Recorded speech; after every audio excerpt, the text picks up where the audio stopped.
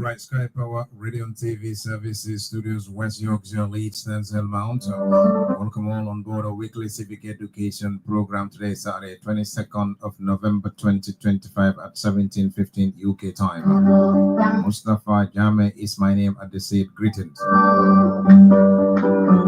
Yo, assalamu alaikum, bari ngolung al kontom mobe dawda anibe watu to kabonan Sky Power Radio and TV Services kal kontom kal bismillah na programo min ka soto jang lokungo loko ninyan temben sita civic education program. Now, badi malo Mustafa Jammeh mimbe sirin ko kuna nyin temben. Yo, memol konton na fam fanke alal de marodo munta jang. Okki degul katinyo la de features Sky Power Radio and TV Services by go features studios West Yorkshire, Leeds, Stencil, Mountain, Bunte Program, Civic Education Program, and the accent Harit Mustafa Jammeh Nekalen feature Rajabi. Right, come on, go back how did the FRX 7 Buneka, the CPT was CPT every Saturday. We are here to civic education side of it.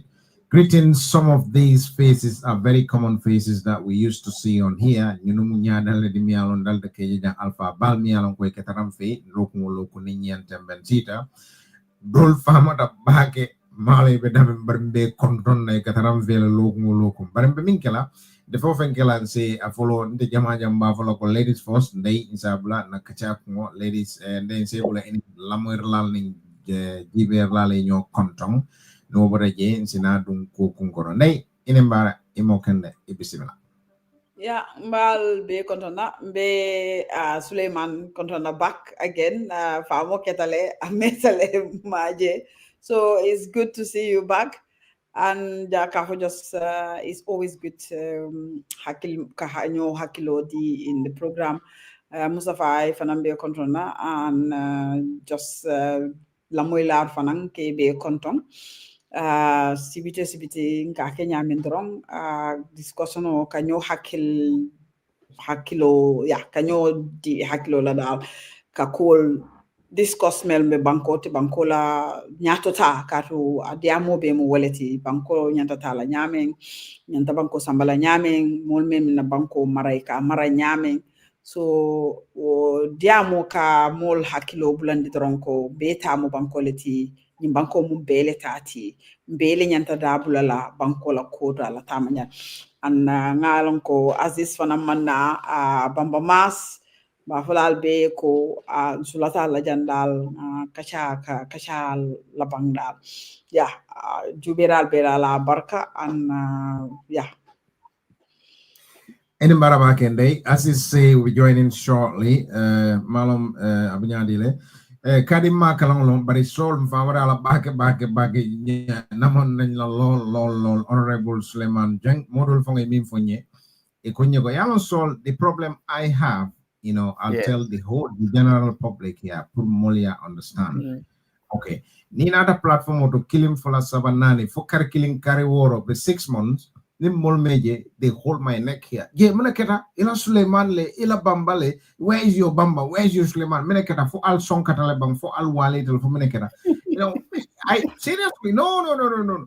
If you don't come for 1-2 weeks, because always I get these feedbacks. You know, what's wrong with Bamba Mas? Did you fall out? I say, well, Bamba never. It will never fall out. Suleiman, what happened?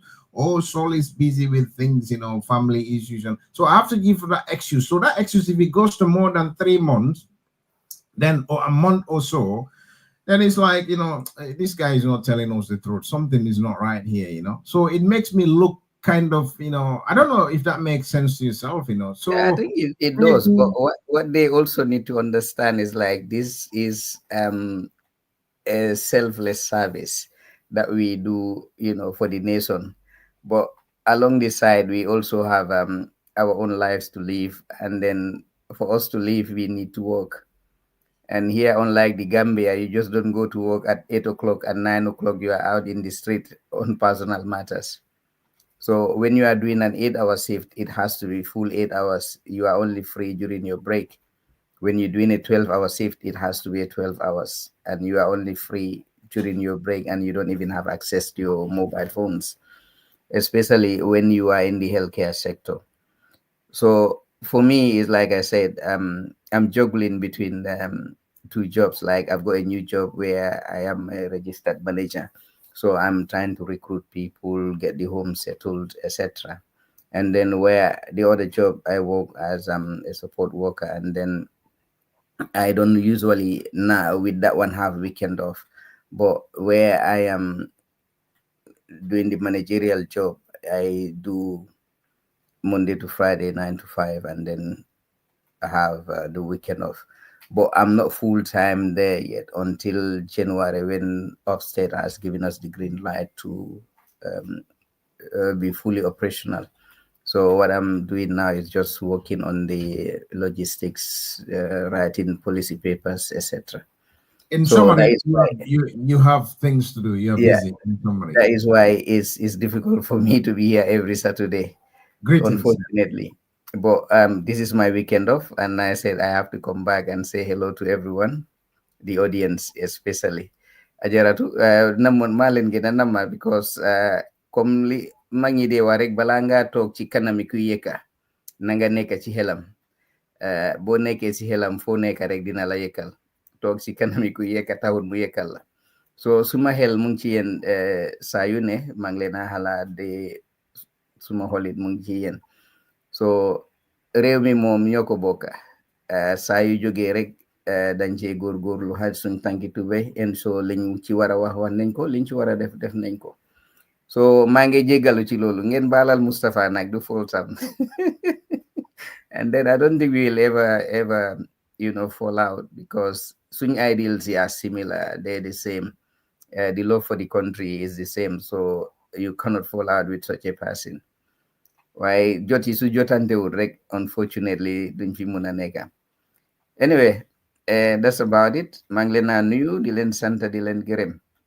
Asis am na Bojang solo. ni na fi nekk xam naa yéen ak ñoo joo yéen ak ñaari police officers yi ñoo daw daw Precisely. dañ uti doole rek. I'm not solo, jërëjëf. Topic title today, the political and security implications of Yahya Jammeh's return. Yahya Jammeh is a former president of the Republic of the Gambia. And then during his time, am na allegation ñi nga xam ne or atrocities ñi nga xam ne xew na ci jamonoom. Politically ak the security wise yow security xam nga ci lu bari Honorable Simon Jeng. So fana boobu lañ bëgg a discuss and then see because these are things yi nga xam ne anything loo xam ne dafa trigger something loo xam ne dafa indi lorange for the citizenry loolu war naa nekk loo xam ne dafa itew ñëpp because Yahya Jammeh is a former president dëgg la waaye pour moom mu dellu ci Gambia security wise ak politically loolu your thoughts on that Suleiman. Jërëjëf Mustapha maa ngi la delluwaat di la santa dine question bi is very fitting ñu just compare comme xam nga bim coup d'état woon Jawara was doing everything possible to return mu ngi doon engage the international community mu ngi doon lifin if you remember in New York I think Tombong Sedi tontu woon na ko foofu and that went viral so Jammeh was on the other hand was doing everything possible to ensure Jawara knew te amul the support from the international community waaye da nga gis ne at the later date allow na Jawara ñëw na jox na ko statement si am na security and a lot of other things so Bari hen if Jammeh had allowed Jawara to return, Luta Baro Dumuna allow Jammeh mu return. Why so sete ñom ñaar they quite different. Then political history is different. Ningrone state is different. Of course, Jawara henna some of his critics munna after 1981 Kubi, some of the alleged suspects of participants were, mistreated, etc. Why mom he's not been accused or allegedly Ninyi disappear under his rule, arbitrary arrest amna under his rule, people have been killed under him, students have been killed, etc. So Jammeh, some of his supporters ñoom dañ feel ne Jammeh has not committed any crime. In fact, for them, Jammeh is the victim, and we are the perpetrators against Jammeh. ñoo xam ne have are holding critical view against him. Dañ feel ne ñun ñoo perpetrate injustice against Jammeh. So Jammeh is a victim. He has not committed any crime. That is their perception, and I would respect that. It's their opinion. But looking at the facts, TRRCB is not like a drama. It's not like a storytelling meeting. It was a fact-finding mission. Bohamne is legal. It was set up to set the record straight. And we have seen so many weaknesses. Ñoo xam ne ñëw nañ and confirm nañ ne they've committed crimes either in the name of Jammeh or under Jammeh's authority. So man si struggle bi yàgg naa wax. Sometimes it's like, as a head of state, it's not every crime that is committed under your leadership yoo xam ne yow you have a direct influence or order nga ko. Why su fekkee ne such crimes dem nañ to the public, you need to come out and disassociate sa bopa or nga do the needful, wherein you can set commissions or investigations you have nañ gestu those crimes, and anybody found wanting in committing that crime should be prosecuted. And we have not seen any of that happen under Jammeh. So security wise, looking at Jammeh, he still have a very solid supporters in the Gambia, and APRC is still fully functional. So danga gis ne Jammeh su waree dellu si, even if he wants to just go and sit in Kanilai, it is not going to be that easy, because some of his supporters would still want him back into the leadership, and then that could cause a lot of stir politically in the country. It could cause a lot of kind of security unrest in the country. And he has a right, of course, he has a right as a citizen for Muara Delu. Why you have to understand, some of us who have been refugees here, so seek protection, duñ la dee allow nga dellu to the home country. Be pare henna so ame any document or anything lo xam ne dafa relate to home country, dañ dee ne yow you are no longer feeling unsecure. Why danga gis ne ñun as ordinary people, we are unlike Jammeh. Jammeh was a former head of state. So his circumstance is completely different from our own situation as former refugees. So su ñëwee su delluwaat Gambia, su fekkoon henna comme like li ma waxoon comparé ko Mo Jawara, it would have been easy for him to come back, ñu jox ko statementship ak yooyu. Waaye danga gis ne the alleged crimes yiñ teg si boppam bi su waree ñëw, not only Gambia, let's say for instance Senegal, I don't know ndax nguuri Jomaay bi are still interested, but time in Macky, the Senegalese government was interested in Jammeh, because ñoom dañ hold on the opinion ne Jammeh moo nekk di sponsor the Casamance rebel. So for that matter, the Senegalese may want to find out, ask him what was his role si Casamance rebel beeg yooyu. Looking at the Ghanaians, ñoo xam ne rey nañ leen, loolu is a crime against humanity. So internationally, du mun a am immunity against that. So su waree ñëw Gambia, and then I think some time ago, America tamit, they had interest ne. I think it was linked with that former Guinea-Bissau soldier, Asis, I think you can help me on that. I think this drug trafficking ag so that was related to Jammeh, and then the Americans were interested in that as well. So henna ñooñu dinañ ko soxla si loolu. For instance, assuming all things being equal, Barrow ne ko na ñëpp si mu ñëw. So ñooñu buga put international pressure on Barrow. For instance, like Donald Trump, Limwa, Nigeria, if you have not acted in protecting the Christians against Boko Haram, America would come in and do whatever military action, take military action against the government. And we have seen the Nigerian president rescinding and then trying to appease Lolo. Imagine Jammeh wara ñëw in the Gambia and America ne Barrow ne we want Jammeh. If you don't give us Jammeh, we're gonna do this and that. Do you think Barrow is going to sit and say, no, I'm not going to hand Jammeh to you? And obviously, if Barrow ne dafa arrest Jammeh, put even on the hard arrest, his loyalists would come out. They would demonstrate.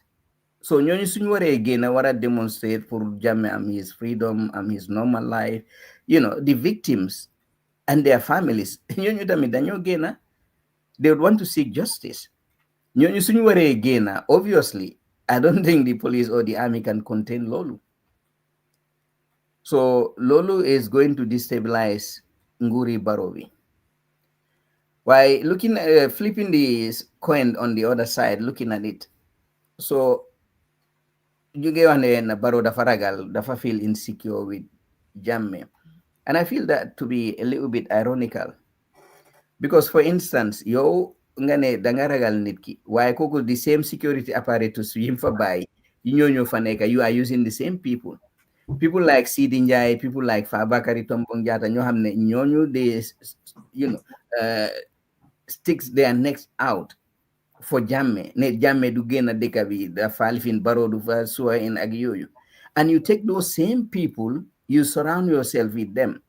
We have seen legi, those are the same people that are campaigning, going around for Jammeh to return. So nakala Barrow di wahene, he does feel comfortable for Jammeh return. It doesn't make sense. So he needs to kind of get toward Bopam Buba and then try to, clean his house, because I think his house is really messy. He needs to clean it. Bala muhala nyewi Jammeh agnyaka nyewi Jammeh. Asis, I'll let you come in this legi, and then we'll carry on from here. Thanks to see you back. Buñ gaay foog ne ñun ñaar ñoo ànda si de, because ñu ne gëj nañ fi te ñëw naa rek ñëw nga.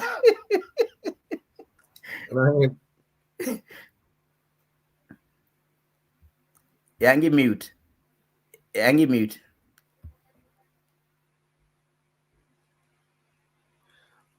No, I think as you are on the virtual is not working. You're on a virtual background. Your virtual is not working. If you can see your background, and then your microphone is on mute as well. So try rejoining. I don't know. I think it's not coming. Your mic is not. Yeah, try rejoining, but you need to allow, because when you're using virtual, try and allow every questions, because if not, it will not let you do it. If you look at your background, you can see the flipping thing going on there. It's like virtual. So if you try rejoining again, Aziz, please. Is that okay? Thank you. Yeah, rejoining. Yeah, all right, cheers. All right, and then your thoughts politically. Yeah, I don't know, man. I just want us to go back, because man, who is this man? Can I Jammeh? Ki moy kan, because they just comments and then seeing even his supporters, they gotta send right line. But we are talking about a brutal man. We are not talking about a president or president who come like Suleiman talk about Jawara's time. We are not talking about those kind of incident, even though they were incident.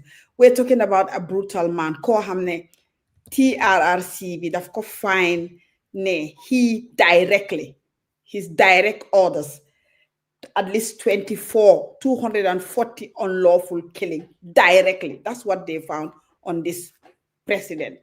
At the same time, this is the same man you find he carried out lots of killings by his own people, jungle as him create tamit. And ñu ngi gis even big guy neke kanilai this couple of days you get the preparation, the cleanup. They are getting the green boys to be also prepared. And again, we are seeing another new development. You hamne nyunko gisne you get prepared jungle si pour ñu pare. What does that the green boys does that is that load of turn again to junglers? What is it? Hamunsa, what is going on? Which I guess the government need to look at that.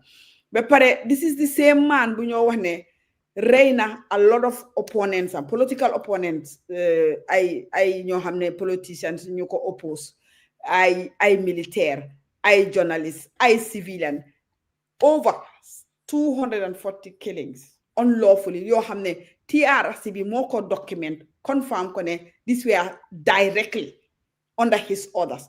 This is the same man benn nit kii nii la ñoo wax ne moo torture personally order I torture li faxi TRC bi génna because fu njaare delluwaat ba xam ban nit la ñoo wax kan la ñoo wax nii.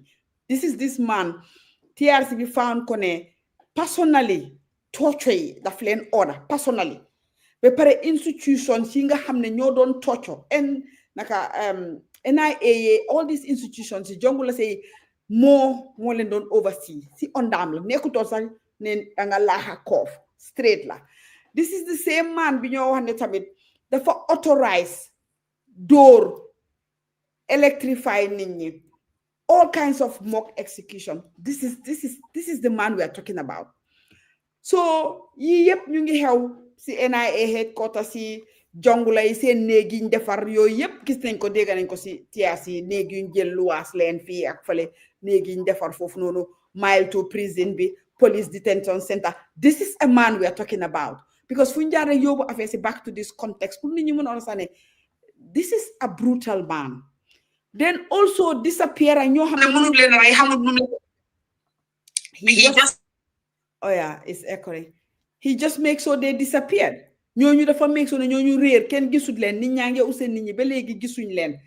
This is this man bi TRC yone ñeena ñi sax dañ leen rey suul leen secretly kenn seen nit ñi mënuñ leen a find again. This is man bi la ñoo wax nii. And this is the same man bu TRC bi wone ne rape and sexual violence against women def na ko te lii tamit yuñ find out la in the TRRC ne emul si rey rek emul si nit ñi disappear emul si dóor emul si electrify waaye dafa teddoo jigéen ñi ba pare sexually violate leen. This is this man. This is the same man bu ñoo wax ne toog na fi jël suñ nit ñi oolee ñoom ñëpp doma jël leen ne ay doma laa dem di leen hunt doma laa dem roba di roba doma yi di dem uti leen jël suñ nit ñi toon leen tu doma tocco leen duga jox leen garab yoo xam ne sax kenn xamul lan la and really destroyed. These are facts yi ñi ñoo xew ba pare at the same time this is the same man di forcer nit ñi force labor bi loolu yëpp si TRC bi la jógee whereby ñuy jël nit ñi ñu dem liggéeyal ko si farma mi si kanilaay farma mi place mi fu mu la soxla dangaa dem nga liggéey ba bugg a dee because you have to do it, you are so scared. This is the man we are talking about. This is the man boo xam ne dafa toog ku ko neex rek mu jël arrest ñu diseen la charge la illegally tëj la prison with no other reason lu ko neex mu charge la ko su la laygee laygut la he can just use it def lu ko neex dafa amoon power boo xam ne amul control. This is this man. This is the lii la TRC fine. This is the man ko xam ne amul lu mu defut opposition yi time boobu doo ko kenn du ko oppose opposition bi sax fi mu strong on mooy diaspora bi.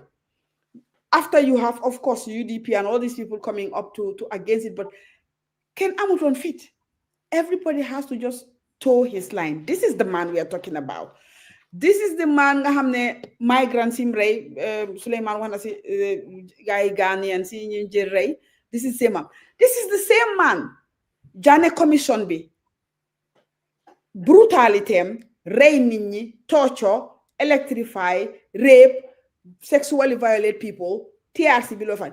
This is the man Jana commission bi tamit wone ne suñ xaalis sim sàcca tey dëgg la Barrow moom he made things worse but moom Jammeh ak li moo toog di ooye boppam pan-africanism di ooye boppam dafa bugg a Gambian bi bugg a doomi Gambian bi Gambian laa liggéey mu ngi liggéey dëkk bi is the same man ku sàcca suñ aleli hundreds of houses yoo xam ne moo ko moom loolu tamit gis nañ ko si Jana commission hundreds of millions of dollars, billions yoo xam ne he diverted yëpp gis nañ ko si Janna commission bi di jël banque xaalis yi daf koo jël dafa toore jëleel ma isil ma nga yóbbul ma isil ma demal jëli xaalis demal isil yi and he is like Allah's bank la ko doon oyee waaye all along li Yahya Jammeh doo wax Allah's bank nekkete public bank bi la nekk di sàcca di ko yóbbu. This is the guy who has wrecked this country and turned us to beggars. This is the guy also bi ñoo wax ni for 22 years all what he taught Gambians within that generation is brutality. Killing, murder, brutality. That's what he taught. This is the guy who gave us a society with psychological, mental, and social challenges we are facing today. So this is the man we know right now. So Key is like a demon. He is not somebody we should take lightly. Nekut ko hamne war nañ ko jël lightly. Even ñi ko support sax shouldn't be taken also lightly because this is a man kuñ document, kuñ proof, kuñ def everything wane ne lii la def. Amul nobu nekkul ne Ndeya ko jow di wax ne lii la def, nekkul ne Suleyman moo wax ne lii la def, or Mustafa moo ne lii la def, nekkul ne Sky Power moo wax ne lii la def. This is dafa mel ni dañ la yóbbu court bi fine ne lii ak lii nga def and it's documented, witness yi gis nañ leen. So waa ji la ñoo wax koo xam ne tey dafa taxaw di test power, di test the power of the state. So Aziz ñëwee rek naa lifin then Aziz can. I just want to add one other thing. I think Nguri Barrow Bitamit is complacent in Jammeh because Nyoko Gena emboldened. Because Barrow allow na Jammeh muy time political campaign muy call si political rally on the GDC muy wax li ko ne bedi oye Barrow mbaam. Barrow gis nañ ne jóg na dem na Kanilai seeti family Yahya Jammeh. Why would he do that? Musuñoo gis Jammeh jóg dem seeti family Jawara. No. It's never. So lan la Barrow, what was his idea or what was his reason behind them to visit family Jammeh? Luta legi mu wara joke until now the one wow he's the commander-in-chief and Jammeh hamna when he was in power, what he has, the powers he has, etc. And he has those same powers. So why now? Yeah, I think the problem being understand. I think he's just a lazy leader. Barrow is a very lazy leader. That they just wait for things ugly and then he reacts. Man, I think he's more of a reactionary leader. And I think Fofula Ute Jammeh was very bold. Jammeh Hamna Limbuga Jammeh was decisive. But for Barrow, I think he is just the opposite of Jammeh. Quite opposite. Mandama Tegne Barrow, I think Aziz is coming in. Dama Tegne Barrow is lazy, that's one thing. But Barrow is greedy too.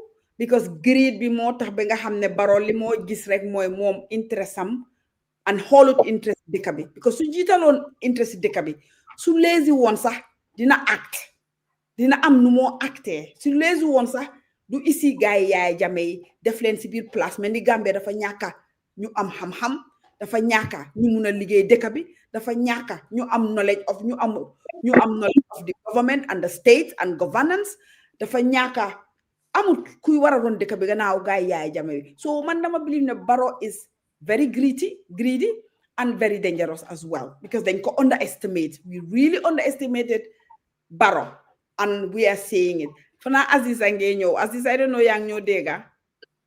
Wow, Manglendi dega, why I am struggling to connect to suma Wi-Fi, so it's suma like waheni. Yeah. Yes, suma Wi-Fi we would be correct. I will switch over. Why Dylan jaajëfal ci waxtaan bi neex na trop. I've missed a lot, so probably I may not be able to connect coherently. Why I'm just gonna follow the topic mooy ñëwi Yahya Jammeh into the Gambia. What would that mean? Is it security-wise, national security-wise, and what else? Yes, both security and politically. And political. Wow, it's a very interesting topic. Why I think they did the job for me by kind of Establishing. Articulating, laying out the charges, the legal charges, but citizens or public charges against Yahya Jammeh. From Bimue power, Bimdeme, Limfidef,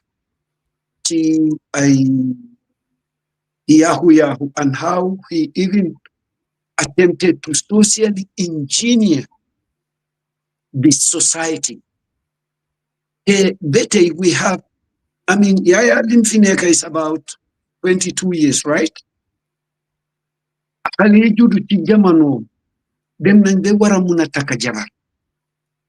Most of those people, same thinking is aligned with Lilen Yahya Gomlo. So, that is the impact being happening in our community educate. Why socially, Lulu Mone Kati Eli those young people. Only if Yahya had a fabari.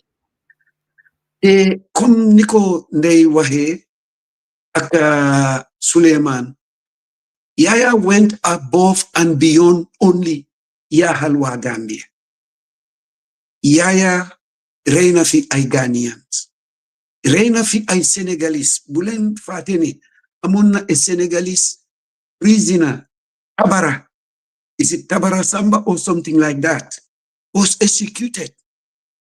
Ne mana bo hamne andu tak luari. You yep fi.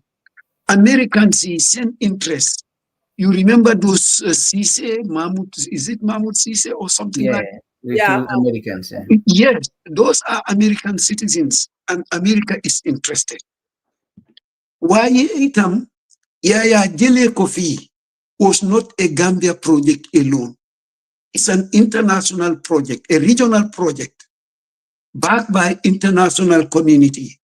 Jele Kofi, Lita Moi, Limfidef. That international community still have an interest in prosecuting Jammeh. Would they let Yahya just come and sit down? I don't think. The Yakarnane Baro government, which is the full dara, is gonna come under a lot of pressure. Now, coming to security, national security wise, I don't think Yahya Amatina that influence. Even Bu Ame loyalists, they are not in strategic positions to be able to undermine this government. Yes, I'm the loyalist, but as far as I can see, amunyu any strategic position. Yeah, I just want you to make that clear. Amud that status, are you referring to the police and the army, or you just referring to his, civil supporters? No, he's loyalist within the security forces. I will come to the political side. Why don't we in the security side of it, the national security threat aspect of it? Yahya return will not result in, say, insurgency. No, Yahya lose that credibility already. Nikodan back, the MFDC rebels, they are so weakened that Amatunyu any influence. Amatunyuko. And the current Senegalese government will not align with any group that is trying to undermine the Gambia, because it also poses a threat to them. So yes, he will have people within the army, they will wish he would have come back, because they are in disadvantaged position. The soldiers singa si jamano nyungi fi won nim leen yaaxee woon xam nga loolu amatut. They might be missing that, but national security wise no, except su fekkee ne itam government jëluñ seen matuwaay. Lan mooy matuwaay government mooy Yaya bu ñëwee ñu arrest ko immediately yóbbu ko to jail. Te am naa yaakaar ne from the things I am seeing on the ground, Yaya bu laane at the airport, he's gonna be arrested and taken to jail. Léegi nag buñ arresté Yaya yóbbu ko to jail, foofu la ñoo xalaat what's gonna happen. Dina am protest. And if government is able to stand firm on its ground, that protest will die down. Parce que lita Yaya amatut that influence politically. His party bi nga xam ne ci moom la gënoon a yaakaar dafa split. Te ñim splital in as much as they were his former loyalists. The one thing they know ku xam Yaya is that Yaya coming back bu seen jàmmañoo. So yes, ñoom Sidi Njie, ñoom Fabakary Tombong, you name them, Yaya coming back to power du seen jàmm. They're not going to allow that. Barrow will never allow Yaya. Surprisingly, Fabakary Tombong Jatta is distributing those letters to authorities. Exactly. The return of Jammeh. So yeah. If Fabakary believes the return of Jammeh, Nekut Jammeh, why would he venture into that aspect? Well, it's gonna be a wrong calculation. Lolu dina len ko wax. Xam nañ who is Jammeh. So for me, politically, dina am protest. Why? Protest eventually will die down. I think I come in here quickly, Assis. Looking at the current circumstance in the Gambia, it's not protest and they're just normal protest, and we have seen the police reaction. And gisnen lana de hell, mistakes you have they cause people's injuries, serious bodily harm, and death. So nga imagine Jammeh, some of his lawyers. Excuse me for saying this. Why some of his loyalists, the Malende Gise as the former slaves, time is slavery. I'm the house slave at the farm slaves. So the house slaves, were closer to their masters. And for them, dundan gisne send masters in yung abuse. With everything you don't deaf guy, then feel on they were better than the slaves who were in the farms. So some of Jammeh's loyalists are more like the house slaves. Nyom aglilen Jammeh mundi def gise wuñ ko as anything lo hamne is wrong or is nasty.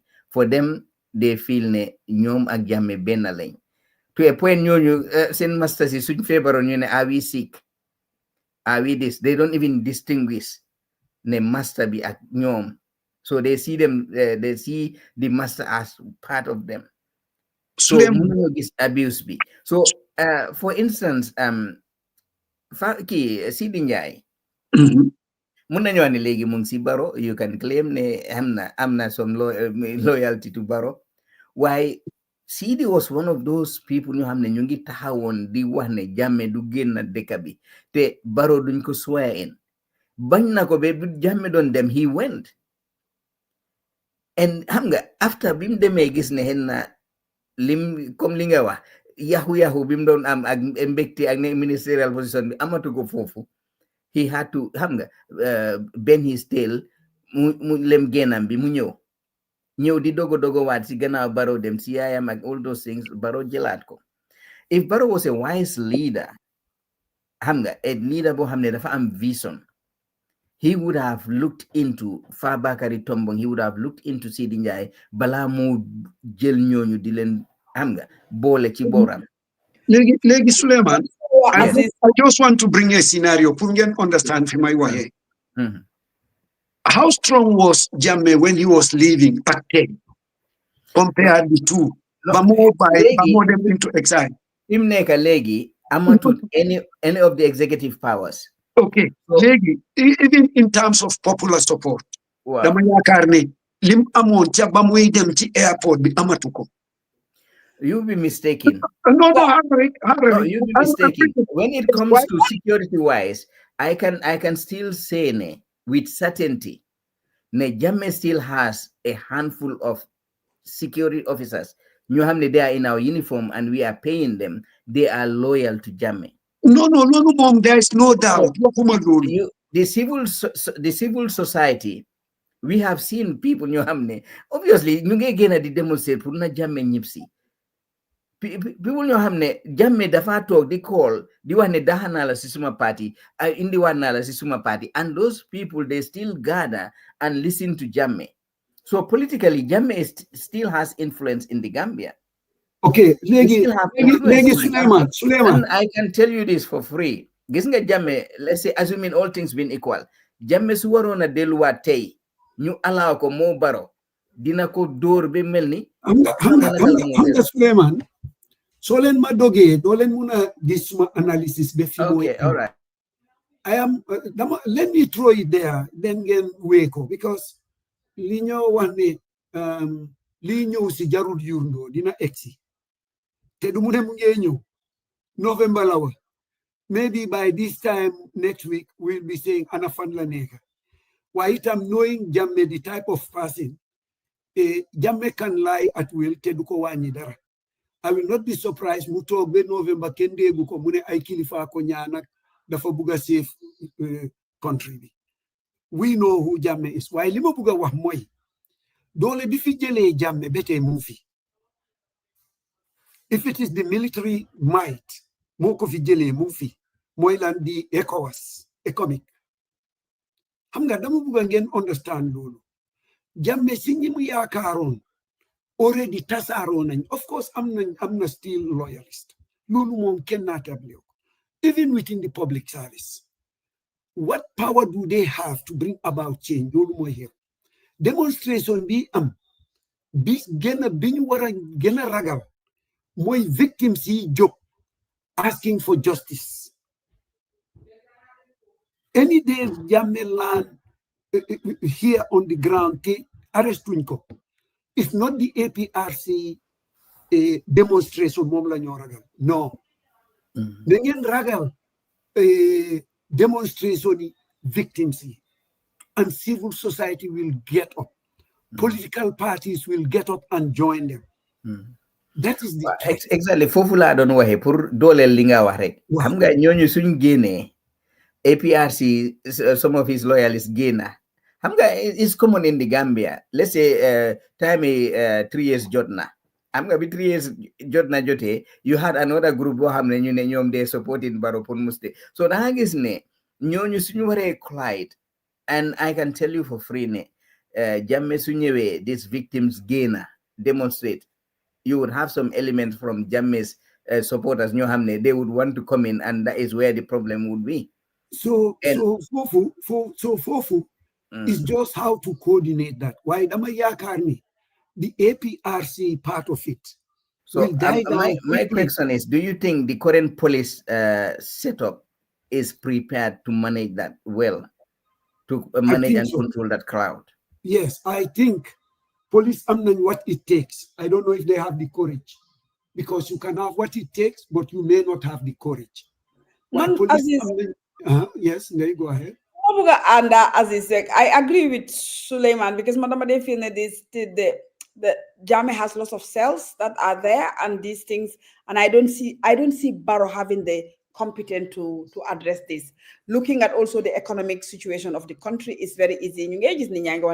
Barrow Morgan, Jammeh and Morgan Barrow. But where Fuma agree as is moine, listening to Jammeh saying arrest me and put me in jail, I am not afraid. Ragaruma pour them court. Mandama ko gisee ne Jammeh mu ngi wax a loyalism.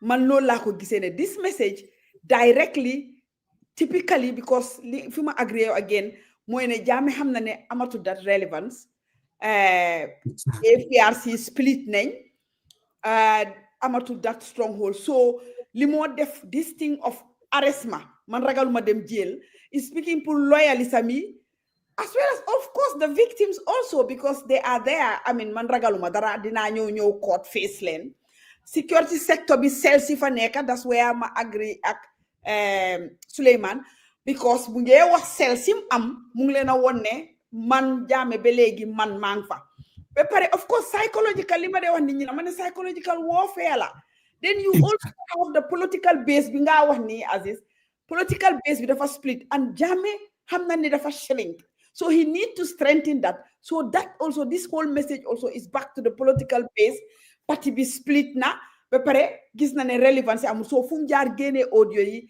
directly lii man dama ko gisee ne loyalism yi laa waxal base bi laa waxal is not Barrow at all no.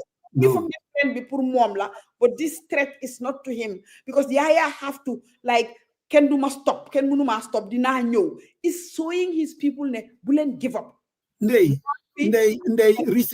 recently Yahya dismiss na party executive am de daanaka moom kenn moo fa des gis naa ne nag bi mu buggee ñëw mu ngi start to rally ne forgive na ñëpp you may forgive them but they will no longer trust you they will not am nañ a gullible majority ñi nga xam ne ñoom they don't even look at country ñoom Yahya rek lañ gis when we're gonna see them manifest into xam nga na bena protest 2-3 days but it's gonna die down the little will die down quickly mooy if government act immediately and decisively as is fi ma agree sol mooy suma problème mooy ne Yahya ngi am loyalist security services that are serving now Yahya ngi am loyalist with Fabakary Tombong even though yaa ngi wax ne Fabakary Tombong ak Sidi Njie is not their interest pour Jammeh ñëw but these people are loyal Fabakary Tombong dafa sol suñ jacket yi suñ speaker gawon bi sit in the speaker room di wax ne di trust TRC bi Fabakary Tombong si boppam defoon na fi rally AFPRC si biir discussion boobu mu ngi wax ne am na këri Yahya Jammeh yiñ luwaas government bi sax xamu ko jaana commission bi sax xamu ko léegi Jammeh dafa am people who there are people who participated in the no, it's true government so this is where the problem is léegi I want us to create a scenario assuming ñooñu yëpp ñu ngi fa let's say am nañ loyalism what can they do that's the question I think what they can do, there's a lot they can do. Okay. One, for instance, if Jammeh arrive, guy arrest from the airport and Yubuko to mile 2. At the airport, they may not have access to the terminal, but they can block the entrance or the exit of the airport. I don't think. Anyway, we've seen, let's say, for instance, Mr. Bojang, and then looking at for me, Damade follow history and premises events you hamne okonain, and then you can relate to those events. So they phone is a henna, let's say just Bondali alone. That village comes out, and you see airport be and forms a crowd. Pour Jammeh ñu xamne Jammeh su ñëwé arrest nañ ko. You think there wouldn't be 1 or 2 people ñu xamne dañu taxaw ci kanami moto bi ne Jammeh du romba. Moto bobu du romba. No. Okay. Wow. Anyway, we are talking security, right? Wow. No. As is, we can have it will not have impact. Because man, looking at the police, ni ñoo handle ak manage demonstrations. Yow da nga gis ne crowd bi dafa ñëw instead of police command bi ko xamne mo lead the platoon we control ak manage crowd bi wara ñëw identify the leaders and speak to them and find out lañ leen buga ak wax leen ne sen sartay li ak li la why they would come disrespectfully try to provoke those people, and then once those people are provoked, the whole idea of liñ daan demonstrate ñu fàtte loolu ñoom ñu door di manhandle the protesters ak yooyu so loolu moo de cause that problem and I know for a fact ne Jammeh su ñëwee you would have some people ñoo xam ne they are disoriented and when I say disoriented waxuma ñoo xam ne they are mentally not there also but they are disoriented emotionally and physically and when they are there they can cause issues wherein the police would react unprofessionally and that could lead into something else and then these victims also gis nañ Bamba if yaa ngi tàngal Bamba Yahya Jammeh so Bamba is Yahya Jammeh here yeah but exactly that is good to have as Bamba here today because don't mind Bamba xam nga cruise am bi boobu lañ ko takkee malayka yi suñ ko jàppee cruise bi mu nekk si baatam bi lañ ko xëcca drag ko why Aziz back to Suleiman Diwa Aziz there is one factor we also forget we already have a situation in the Gambia where we have almost like a parallel government. When I say parallel government, you have Barrow's government and you have UDP government. Now, Jammeh coming, we are having this parallel authority. Again, we know what into the factor. Where Jammeh is our president, you will have some of them saying that, especially in the Fonyi. You will have those people also in the Fonyi who say that they don't recognize Barrow as their president. Jammeh is Fonyi land or Fonyi president. This has happened in Cote d'Ivoire. It has happened in Mali. You have parallel authorities. So this is also possible. So there is a lot of conflicting things here that law hamne this very day. Part of you direct, part of you dugal ñu ci soup. No, dugal ñu ci soup. Ndey dama bëgg ñu situate suñu def security assessment. Yeah. Then go assess realistically. Yeah. And realistically, Jammeh ñëwam dina am na social instability. Xam nga li may wax. There. Why security wise and of course social instability, if they allow it to fester, may result to a security threat. That scenario is there. Why, if government to take all the necessary steps, take gisnani government and koidef. How many buying in hell? The DG SIS dafa dem prison. They say visit. Man, as far as I am concerned, dafa dem pour said lali Jammeh da defar nañ ko. But that is good news. That will be really good news. Yes, it's on the news. Why dem na si human rights office bi tamit gis naa ko mu ngi dem human rights office. Wow, xam nga dafa dem pour defar lali Jammeh. Pour check that they are really ready for him. That lal nañ dara bi yek cuuraay yep. Yes, Bamba want to come in. Bamba. Assalamu alaikum. Ngal konton altonal konton la.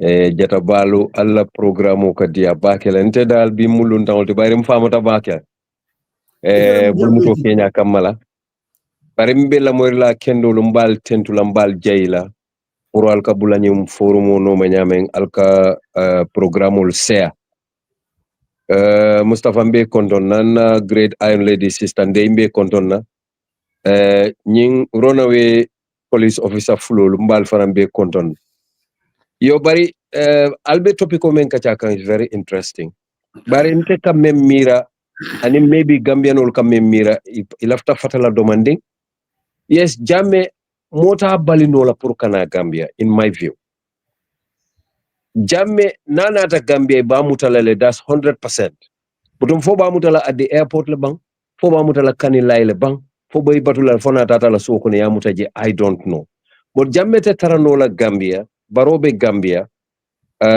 we are heading towards elections barola government fonte o handle nola so membe kela wala munyinte ko nanata he will be arrested how mawolo but ko kelen so fanam fo atodon Aziz mo jamal be je mammen understand wala mo the indemnity clause the indemnity clause yes, Supreme Court has ruled it as unconstitutional. But let us also ask ourselves and be the devil's advocate. Alingam fanyin Kaba. Has the courts any right to call the law unconstitutional? Because courts only interpret laws, they don't make laws. I know the courts can overrule itself. We do know that, and that is the only court that can do that is the Supreme Court. Supreme Court the male say fan overrule no. But alinga bula constitution no mabangaju bebang. Yeah, many people mamel long wala munyentiko. The Supreme Court in 2001 ruled against the National Assembly's amendment to Section 13. But it is only part of Section 13, not the original Section 13. Nyanda sila lenganyin kolu kachar. Because yalo mojamabe social media, they made themselves legal experts. They don't know that the law is very slippery. I think Yahya Jammeh, now a very important legal luminary soul sort of to defend him.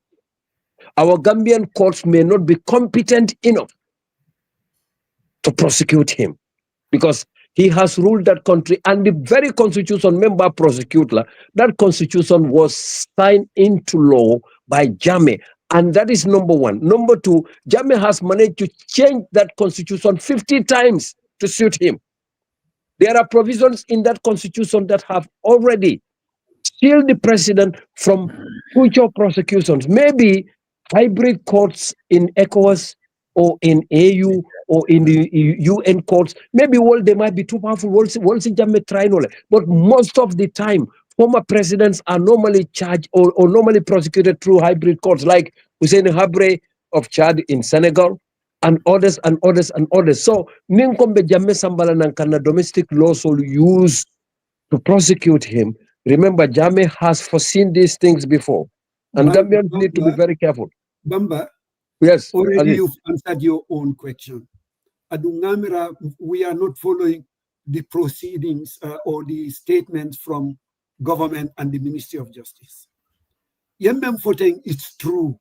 Na courts be tomorrow we need some constitutional amendment to be able to prosecute Jammeh.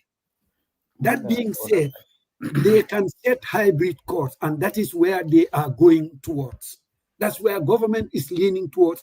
And all the frameworks, as far as I'm concerned, I think a lot of them have been in place. It's now the logistics that they are working on. Jammeh Nafangu and his arrest will fast track those logistics to enable the establishment of a hybrid court.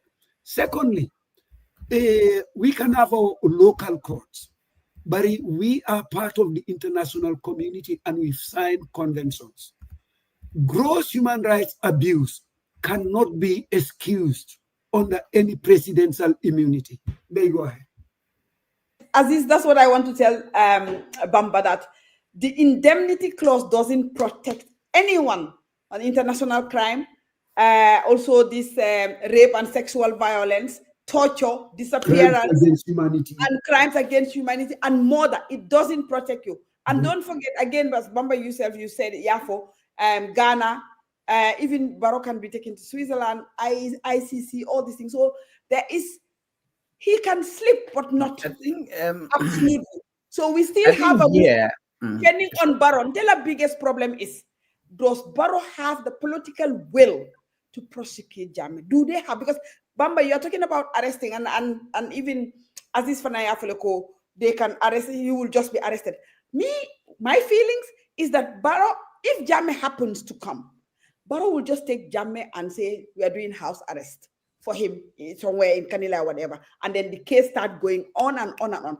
This is my take on the thing. I'm not seeing Jammeh landing in Gambia, Barrow taking Jammeh to prison. Why? Barrow already is in bed with AFPRC. And there are a couple of agreements. One of the reasons, part of the things that Fabakary Tombong have said, repeated on and on again, is their reason for joining with Barrow is for Jammeh to come back and be a normal head of state and all these things and all his dues. So now, these people, Fabakary Tombong and Sidi Njie, ye ko beleke to make sure the presidential immunity is passed through. No, the presidential what you need, like as a president, your rights and all these dues you have is in place. So now if Barrow comes in, if Jammeh comes in, for me, honestly, I cannot be convinced now that Barrow will take Jammeh to prison. He will take him down for house arrest. And Jammeh, don't forget, would be entitled to the dues for now as the court proceeding is going on. It can take us ages. This is me, my take on this. I think the is the Barrow government ready, and is it prepared to do the needful? Yeah. I think as is believed, they are doing the right thing. Yes. Why, for me, I think Barrow is just so say they were kuto dalem fonyo kensen neka fundije. Yes, I will buy that. Looking at hen again for the first time mangigis mungetontu. Wow, and Momoy, I'm a commander-in-chief, blah, blah, like all those things. Why, for me, what I find definitely uncomfortable with is, even though he claims he is, and he is, why Landmota Momuara joke did them visit Jammeh's family in Kanilai? Exactly. Why would he go to bed with people Hamne, Nyomwe, Jammeh enablers? So Lutamwe empower Nyonyo. Can I answer that? Yes, please. It was a political calculation. It was not genuine. Exactly. It was not genuine. Even. It's just a transactional visit. What is in it for me? But, as is not only that, I think Jammeh did that in 2021 to get as many APRC votes as he can. Exactly. But at that time, Jammeh Barrow had just made alliance with the APRC, and there were so many underground movements going on with Fabakary Tombong and others, telling people that Jammeh himself had sanctioned our alliance with Barrow before the split, before things split between the Noto Alliance faction and that of Matunga Fomanika County. Janning ibe janjanna Barrow nim Fabakary nyolo la plano momenti wala mu Barrow eta kanilai ka Yahya Jammeh family nim visit for media and political purposes. Ayake woda malekama. I agree in Sontan Dayland day mem for Kavoko Barrow tela vela ka Jammeh prosecute. Because Nimbaro left Jammeh process. Na concern me menti saying assuming we are entering into the political period come December. And I know Jammeh is not coming because B is 22nd November. So he said he's coming in November. He did not give any dates. Kabringa mandate di Ntenga Lonko. This man is just talking for the sake of talking. Because November is 30 days. So I agree with you. Jammeh is not coming in November. But yalong yung debate fang mo be may be precipitate is the governmental lack of willingness to at least give recipe or give closure to the victim's plight. Because bring Baroya accept to give emergency visa or emergency passport to Solbaji and Co in Equatorial Guinea, fast-tracked by the immigration department. Wale ya itandin telako Barola willingness to prosecute Jammeh is 0.0. Yalong Gambia fonga tuonyala fonyoe. Barrow is playing a political game. And wale mbulandi nyimkuo nyimbeko. Ni Yahya Jammeh. Okay, ni banko mala ta tele banko mala. He doesn't care. Mbele ngalonko Barrow fongole assign then director of immigration prior approved ka emergency passport dada for Solbaji and Co in Equatorial Guinea. That was how they managed to fly back to Banjul. And Birinata Banjul, what happened? Nothing. Absolutely. Victims, so many people were adversely mentioned. If I were at the time head of the security, I would screen him. Yeah, but Sol,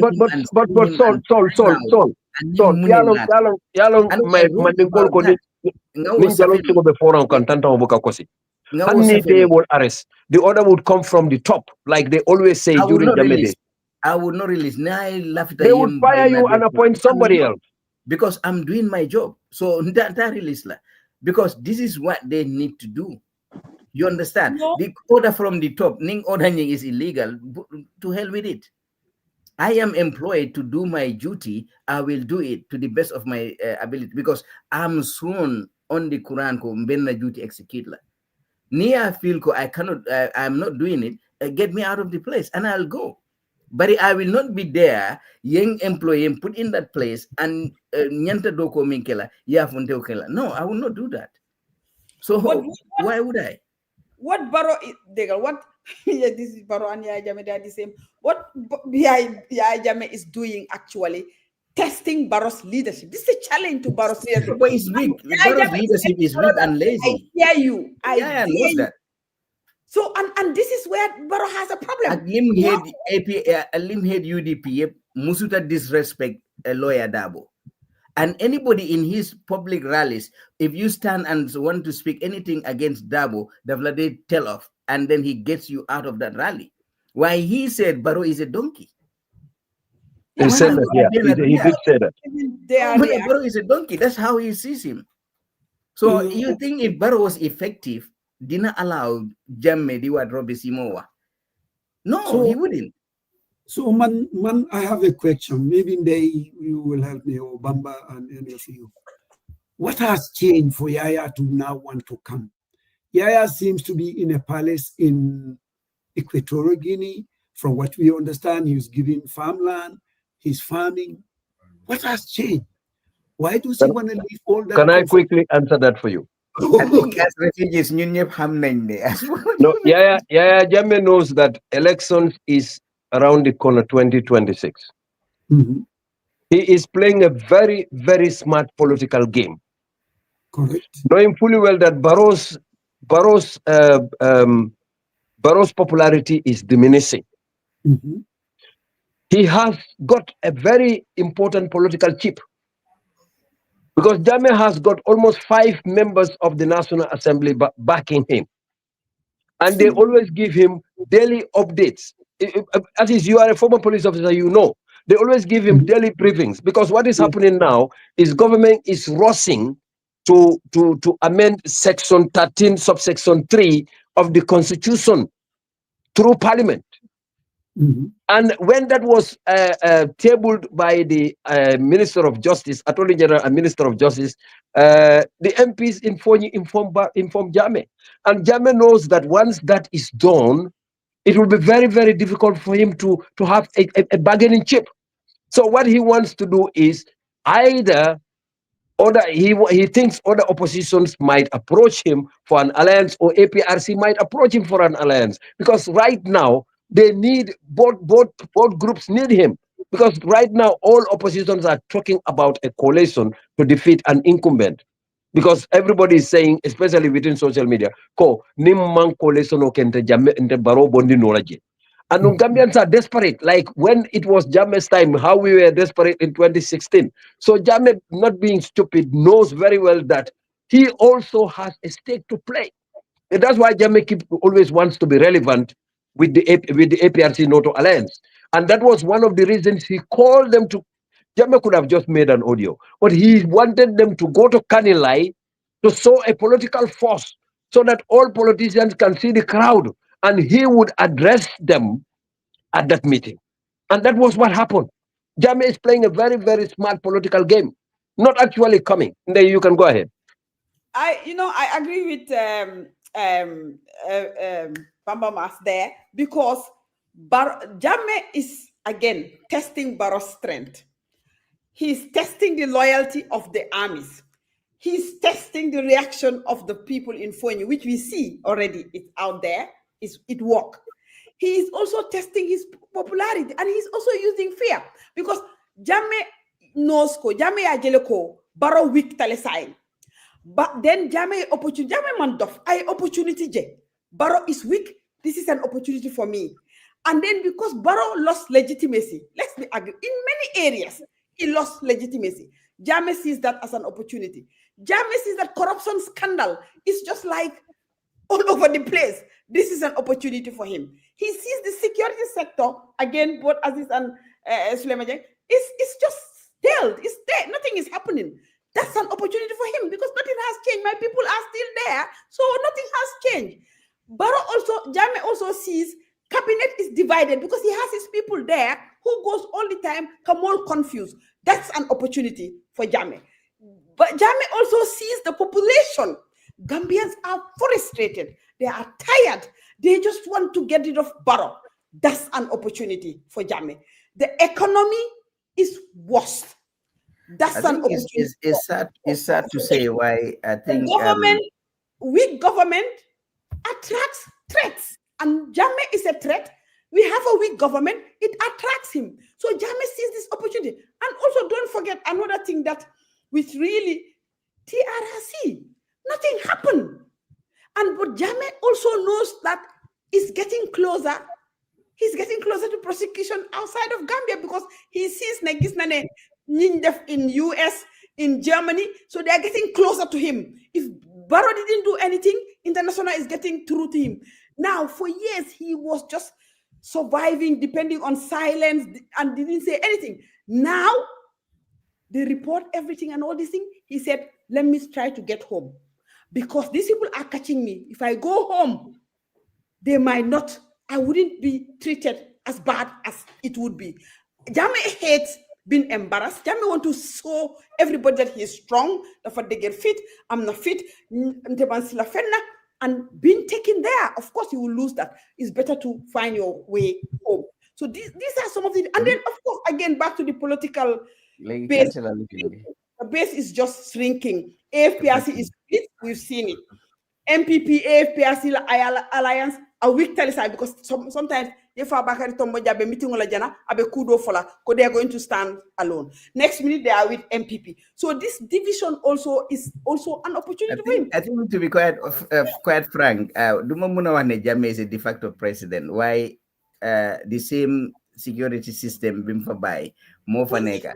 So ñu ngi wax ne security sector reform bi lan la ñoo def moo ñu jël para yóbbu leen tooki o yóbbu leen fale ñu train leen o ñu indil leen ay moto jox leen uniform US. Why the same people ñoo xam ne ñoo nekkoon heads time Jammeh, those are the same people ñu fa nekka.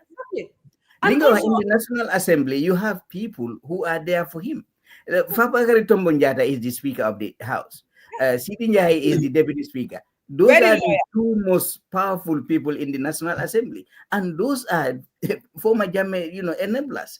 So and even now, I think they are Jammeh enablers. Because for MP, you people were supporting Jammeh, and you're still here, and you are one of the strong holders of the Barrow government. So land more is changed, land more sunset. So nothing has changed. And I don't think, to be honest, with all due respect, I know, yes, you got the Barrow is doing something, is doing well for in preparation for this. Why I want to disagree, honorably. The Barrow, kuto dalem, understand? So limde wa aglimde dev dafa melni gude beche. And Suleiman, even as is Suleiman di ñëwé nonu moy né mixed message bi government give. Government amul any clear message because the message is so weak. No strong communication team. No Barrow government, if I'm honest, the only person who is holding that government is Dr. Cisse. Dr. Cisse is the only person that holding that government together. So, because more they gain they defend, they explain things. Why they rest of them they create Facebook profiles, the saga ninyi, the lenwa nakala sudu no. That's all they do. So man understand nothing in the way. Why I think the security threat aspect of it because let me tell you this. I didn't want to mention this. Why? Okay. I was speaking to someone very senior government. Yeah. Manema, they are ready. Jamesu Agerek, they would arrest him at the airport. Seriously. So Maneko, are you prepared ne? Hamga demonstrations and everything dinalifi. Munema, yes, we are prepared. Why? Maneko, Maneko, I don't think there will be any military takeover because Jammeh Amatut any support in the army. Munema no, but don't rule that out. Maneko really, Munema yes, don't rule it out. So mange halad ne, if Koku at that level rule it out ne, there is a possibility of military takeover. Hamna policy when it comes to demonstration, they are never good at managing it. When it comes to protest, among that history of managing, public protest professionally. Te sunyewe nga am these victims what again, nga am these Jammeh loyalists what again, nyonyu wara crash or nyu wara daje mile 2. You think the police will be able to handle it? No, it's not. Demonstrations are anywhere closer to those facilities. I can tell you for free. Okay. Anyway, that's all. Because I want us to be all of so jahane di seven bala kenen di toy ya njeka toy. In as much as we do not trust this government and probably the security apparatus, there are minimum basics they are capable of doing that. Demonstration from the day Jammeh land, the closest demonstration will be Westfield. From the day Jammeh land, the closest demonstration to where Jammeh is kept will be Westfield. Well, let's hope that is the case. Yes. Let's hope and pray that is the case. Yes, I really you analyze critically. Aziz, I beg to differ. Aziz, you see, like Suleiman rightly said, I was talking to a senior official of the borough administration. Nimmo bekachala mea lonko nsafo dronka asutiata back. Do you know Ko Jammeh has spoken to two of the ministers just 2 days ago? That is Thursday, the earliest Thursday. Called their number, and they came and told close friends that Ntemalon Jammeh na number soto mintole and commandi. And those people were very, very close in his first government. In his first government. The only person I mean commandi memala telephone ta is Alaji Sise. And what Jammeh is trying to do, only Jammeh knows. Because Jammeh rules with fear. Nyanta may understand la wala munyintiko. Jammeh is weighing so many options because option Jamale Babulu. Jammeh alone nako very well ko. There are some members within the military. Momo mu generality in the army today. Jammeh Lea appoint as general apart from Mama Cham, the seniors. No, let me land. Matundro. You go into the immigrations from commissioner, from ASP, Kasele Santo, Momo Bije Mbubu or anybody, Jammeh promote. And Jammeh may work out right now. In fact, that person layer Fonyeko is very likely ibe Fenke Bondila Usman Jobate Bondila Portsle, ibe Fenkele Sambala Jiba.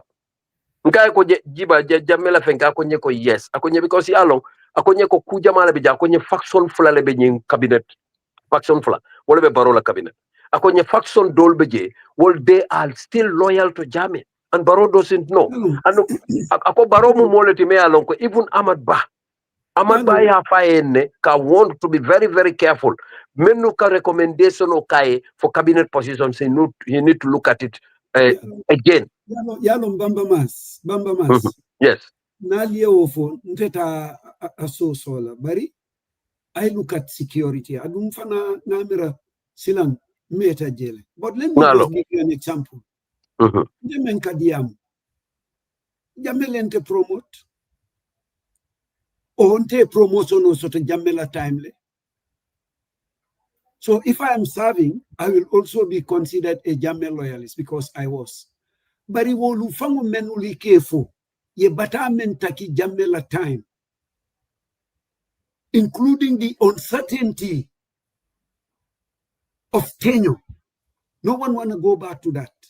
No one want to exchange your current freedom with that uncertainty. Can I ask you, Aziz? Yes. Jammeh nata sign. Yes. For instance, I learned Tombon Tamba call. I just want to give only him as an example. Okay, give me an example. I learned Tombon Tamba call Kombe Kanilaile. Can you come left and near Kaja? Do you think he wouldn't go?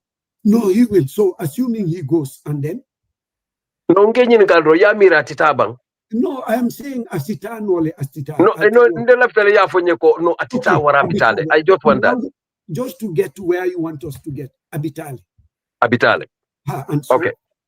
Where may it and tell? Because Lantombon now has another master different from Barrow, different from Jammeh. Yes. Lantombon is being employed by Barrow Lamansakunda.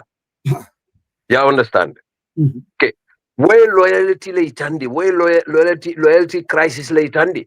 Because obviously a rival of the government that you serve, ni tata o Maria, comment like ndebe embassy do kola wato men. I just want to give you an example. Ya fonyele konkana ta usenu dabo ya nana ta jang. But I still go. Because loyalty in my heart belongs to Usenu. Yalo Bamba. Sorry, live program. I want us to be very realistic, because Memu, today, if you ask me to advise the government honestly, I have to be very honest, but it should not be just sentimental, it should be evidence-based. It should be evidence-based so that security can be calculated mathematically to get to the results. So here the calculation is assuming all of those people go and talk to Jammeh. After talking to Jammeh, what are they going to do? What influence, what source of authority do they have to bring about a change? This is the question. At the moment, Jele answer follow. Yes. Give me a lead, for instance. So let me learn. I am not a fan of Jammeh. If I'm in Gambia and Jammeh call me, I'm going to go talk to him. But you know what?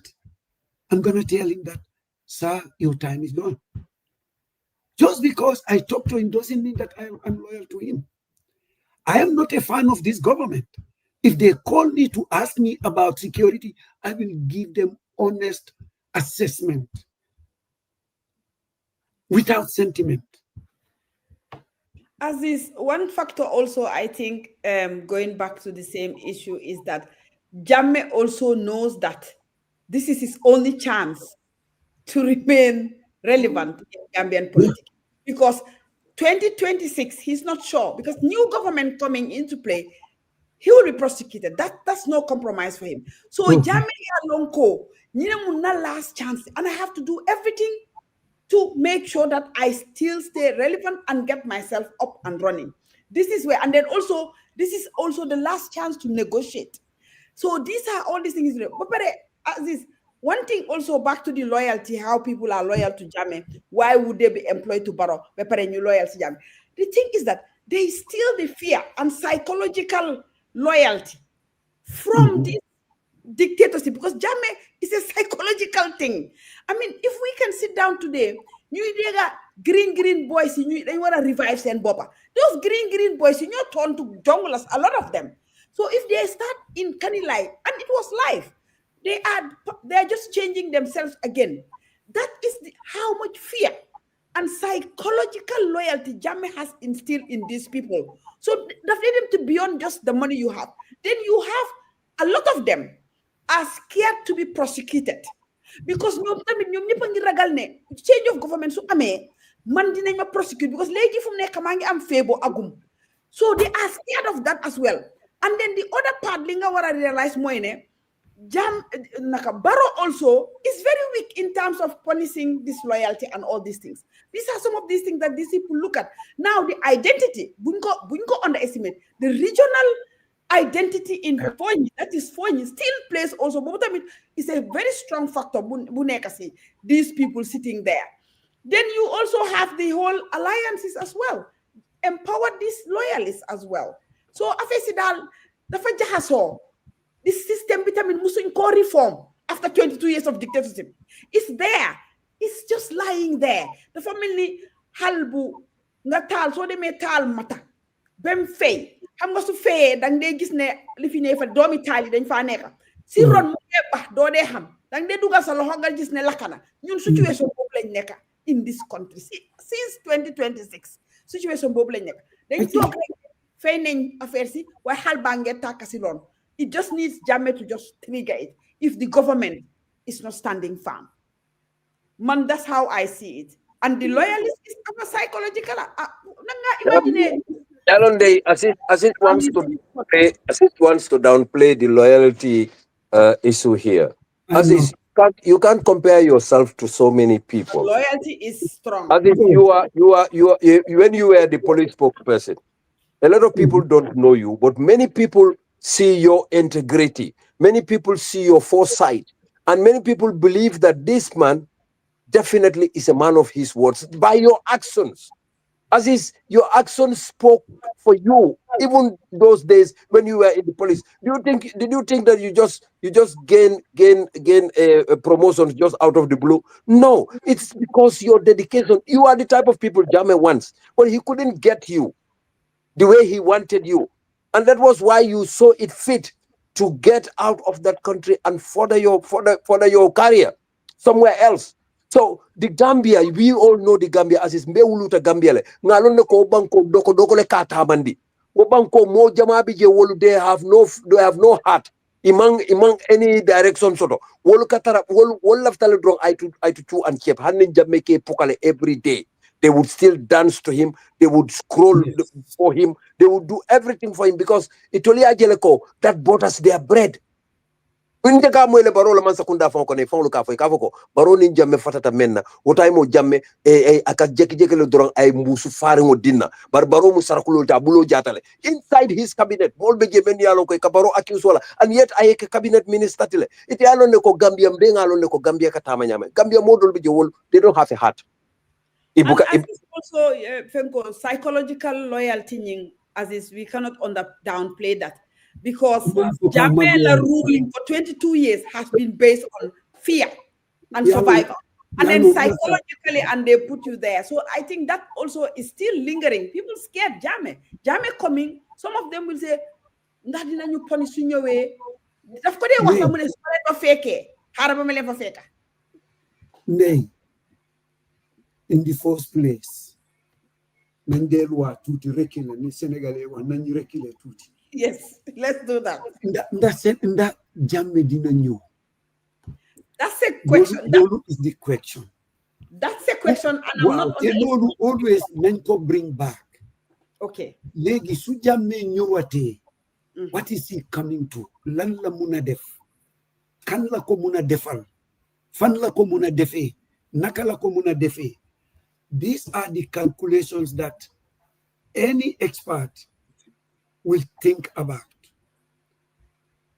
Dafa in security terms, dafa being a security expert is called Giovanni Manunta. Lim wax moy a security context exists where there is an asset, a protector, and a threat interacting at the same time. Listen to this. Jammeh is probably the threat. The state is the asset. When I say state, including Barrow, or the state is the asset, and the protector is Barrow government. Jammeh Newham Rek does not result into a security context unless if he tries to now interact in an antagonistic way. Litama indili moy roba nañ ay bukki yu bari just because bukki lañ mu ngi romba rek bukki ñu door ko rey ko. Why bukki alone is not bukki unless bu jéemee téye say nag. How many gis ngeen li may wax? Just because Jammeh Aziz, I have to cut you there. Aziz, sorry, I have to cut you there. Jammeh has already done that. Jammeh has already threatened that. Jammeh, even his speech, even the way he was talking, is in fact a direct threat to the executive. Wow, no, let me come. Jammeh called the president of the Gambia donkey. emut fofu munes ninnata ngaju benteni te jumale tamu gambiati. That is a direct threat to the executive. Amanda Water Fananto, Ilamay Dronde, Amanda Water Fananto. He told them, Nali Amira fon silata le pour kang arrest, or Ali Amira fon silata sayalale. Aling arrest alia jube. Ninnata, because what Jammeh is playing at now, come here question. I like that question. For dinanyo. I like that question. But that question nobody can answer. Until we would only speculate. Only Jammeh can answer that question. That dinanyo. Only Jammeh knows that. Jammeh Sibula no play no lale, he comes to the Gambia. He can do that. Jammeh si Mansakunda damn nole, Kabula play no la nana to let them arrest him. He would damn it. As he already stand nole. If that would even be better. Bamba, government have a lot of options. Government have a lot of options, including even not allowing the plane to land. For government, more options. Government have a lot of options in his hands. But excuse me, no flight will land in this country, in the Gambia or in any country without giving clearance. And every flight coming into any country, the country will have the itinerary and the manifesto of the cargo coming in. Government have a lot of leverage, even to say to Jammeh, you will not land. The flight will go elsewhere. So can I give you an example of Umpa Mendy and Co when they came to the Gambia? Umpa and Co came to the Gambia and government had the itinerary. Government had everything. But Barrow himself did say Co there was a security lapse. Wala antina wolnata for idunta Gambia without the state knowing about it. They were only arrested when they were identified at the airport. Okay, let me give you this devil's advocate scenario. Can't Jammeh come with a different passport with a fake name? Can't he? Jammeh can do that. Because all these things we have to look at. We have to look at every avenue. That we must exhaust all avenues, what are possible and what are not possible. Remember, Jammeh lives in a foreign country, and he's been shielded from international prosecution by that country, Equatorial Guinea. Let's take an example of Equatorial Guinea. And maybe still, Jammeh, having been president for how many years, must still have friends among other presidents of other nations. That also is a possibility. Because he has ruled a country for over 20 years. And he has formed alliance with other heads of states. They could also help. Nobody knows. Look at Sudan, for instance. Sudan's war, the government of Sudan and the rebel movement, the RSF, or whatever their names are, they are each being backed by different factions, all gearing towards what they gained from that war, despite people are dying constantly. Let's take an example of Dubai. Dubai people go there to buy gold. But how many people are asking where does that gold comes from? That gold comes from the blood of innocent Sudanese that are dying like flies. And UAE gives a heck about it. They don't even care. They're not even looking at Islam. They're just looking at the financial gain they are getting. They are using that money to buy more weapons for rebels and the RUF and the Janjaweeds to keep killing people. So we live in a world that is very, very, very diabolical. Today, Barrow's government may have enemies. Like, for instance, the statement made by the information minister, Ismail Cisse, towards the government of Senegal. Senegal surrounds the Gambia almost all except the Atlantic Ocean. I know Senegal may not do that. But let's take an example of if Senegal, for instance, gives Jammeh amnesty or Senegal gives Jammeh sanctuary, what would Gambia do? Nothing. Because Senegal is a sovereign nation. Senegal is a sovereign country. And Ousmane Sonko used to be accused of being sponsored by Jammeh. We remember those days when Macky Sall's government was accusing Ousmane Sonko of being sponsored by Jammeh. When the Senegalese, the Casamance rebels were being accused of being aligned with Jammeh, even despite he was trying. I don't support Jammeh, but he was trying to forge a peace in the Casamance region. But yet still people keep accusing him. Jammeh used to arrest rebels, Casamance rebels in Gambia, lock them up at Mile 2 Central Prisons. We have seen that. Though we don't support Jammeh, but at least the goods that he did, I must mention that. But now, all this problem, if you want to compound it all, is caused by Barrow. We must all agree that. Barrow is Gambia's problem. Barrow has put us in this mess that we are in today. Because Barrow could have resolved this matter a long time. But he didn't want to because of political expediency, because of political relaxation, because he felt that the moment he touched Jammeh and his co, the moment he touched the TRRC white paper, then he would lose the support of the AFPRC Fabakari faction or vast majority of them. This is why Jammeh Barrow even allowed Solbaji and Co to come back in the first place. Okay, thank you. I think it's about time na nyinko be jibe mbe problem nying abe jara la nyeme nga fole mimbe kela minyanta kela mine be caring what are the possible fenkol mine binala outcome be kela mine de mila be bolaje ani mine to bolaje ngol be fo kacha kono le bari kukiling jang woku mata ndenya ko to bake because you know mimbe nke foteng imu molle de miyalo ye place balle mara andi place ol min mara wo kole aku bije dia ku bije na filtata akaji banku dingol le kan anu ayen sula bake fofem bakela banku dingol le toroti because tora keta Gambia abuka fonde koma abuka fonde koma abuka fo Aziz anim Bamba abuka fonto be koma directly from no indirectly because we got families there.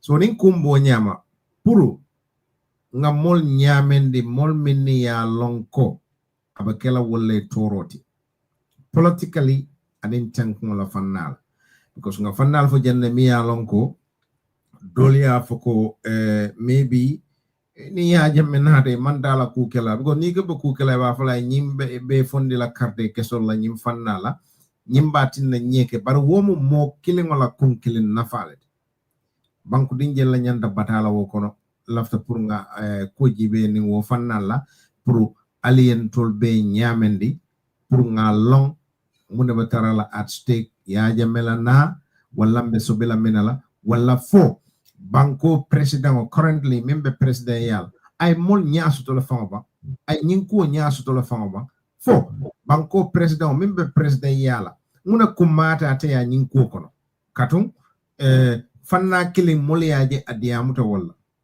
apparatus symbol ni ñun bembul la ba say banku dingol ba bata min ko la min sutolaje malum fo wo parendiro ba kere wola ani wo sifal so say la tamina jang ñun ko min be mba fo kam politically bamba malum fo fel lonje politically ndey fo fel lonje as is politically or security wise ye fel lonje mi alon ko ise banku dingol nyamendi wala se nyamendi no wo fannal so say sa kuma security as is ni natetea nyamendi ba ni nata nyim fannalan kamin for security ite be mol nyamende la no mina do pro se hakil tank mo soto asis ya jamela na okay ntefe ya jamela na nintarabe kole akole sambalana o kole akobe kala nyineti ko ni mansa kunda man ilo nyata kayaya muta ka sindi dula killing and katabake ka akitindi modu me ya lonko yaya ye mantore de wulla ladi law kam fada itatilin na yaya jammere batilin ni mansa kundal wala mantora ko bari yaya fang kundingo man kole akuja be men sambala nan banko kan katu kome ngambe mfonna diamo to follow ya nala sembole bondi jang birabe sembo to wotole ya bay jang kidi man fay do ko man kati oto sila ya tita fas o sembo be ba darajo be ban ayna e kole akuo samanani bare kole akuo membe ye wala mu banku dingol me ya lonko ay mantora wulkana ya je ayna sey ay tasi kanila fawe kumanke o damma se banko boyndi oto lefta Mansakunda si hakilo tu woto baki. Yaya la supporters mem be wulla ka manifest wo be kelale bari wo sembo te warla ko ni mo kote wol men yaya ye mantora abe wo kono ni Mansakunda ni aje modu jusubote ila ko kam wole mu iman kuleke wo ko kono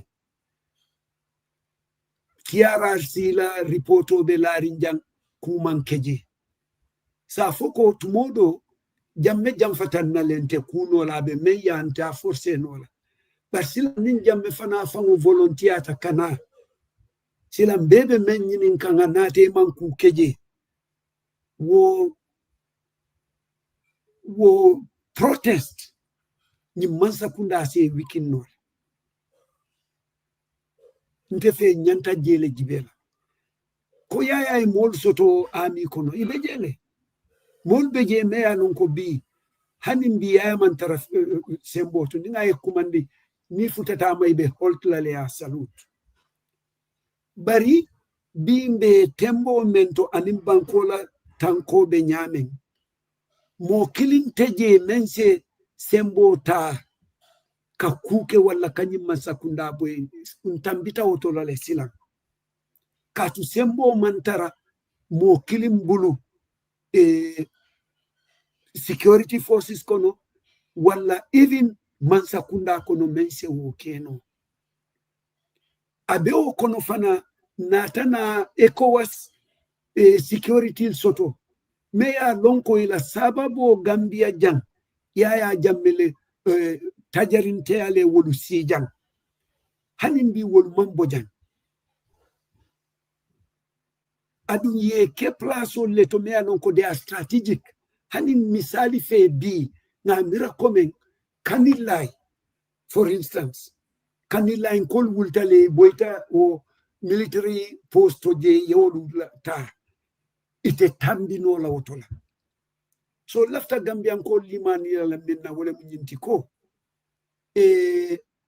ni yaya nata kairo be tenkunna be sabatila bari o be keno la nyadi nim barona la Mansakunda e action ta adugo action nyanta kala munet katabaki this is no longer let's wait to due process hani nata mutali asamba every human right men aya soto ala suspend right to bail, right to hearing, right to no ala suspend maximum year period. Let government come out with very clear statements. Good. Aziz, Jani Besauna, ya mira, abinala ba, ya mira, question for la, ya mira 4, jamme binale ba, and ya mira 4, ite kamim voting, President Adama Barrow ba wakal, ya mira. Nin fulolu bede, nte alkurano la attakile la kuwana. Beri ibemu moleti mea lonko, they are not consistent. Yaya fania fo buka amalu. Janabe fania fo la fang ay kalo laje kalisabo neo laje la ka fania. So I will not be surprised ajeko amanna saka ko November yo bin tolfele November 21 woto ninga manna next mbelala aduna ke fana kutela la kam bayri mobe yalo wala Adama Barrow fana asa kenole as a political calculation because memu Adama sometimes menul aman smart adu menul ka advice fana iman smart ase keya advice ko atuja ena because nde foni sotola but nte fana fangola ta ko political and Bamba and others can help me there. Foni is now splitted. We've seen an MP who kind of boycott, maybe 2 MPs fan. Me alonko ibe jamme tuje. Adima tuje just because itol kunkili nale ni barodiam. But in a constituents, fanaya fuele ko it's time we move on. Because we are following someone mammenje. So better now to follow. Akumada bage as his analysis in conclusion benera. Okay, so Karim, politically, aning ninko politically saying yamira nyamendiro ni sobindiro nyanda kala minati kula mimbe dending former president Yahya Jammeh akafoko ate binale wala alana azizi ya fole ay min lonje so politically mala ite min mira je yamira nying fo kuso to rinno nin kuso to rinno na bakela president o mimbe sirin bitro min kita president Adama Barrow yamira fo aba banku dingol nya fidalale bang nya jor fidalale because bamba kujamala be nyin ko kono mi alonko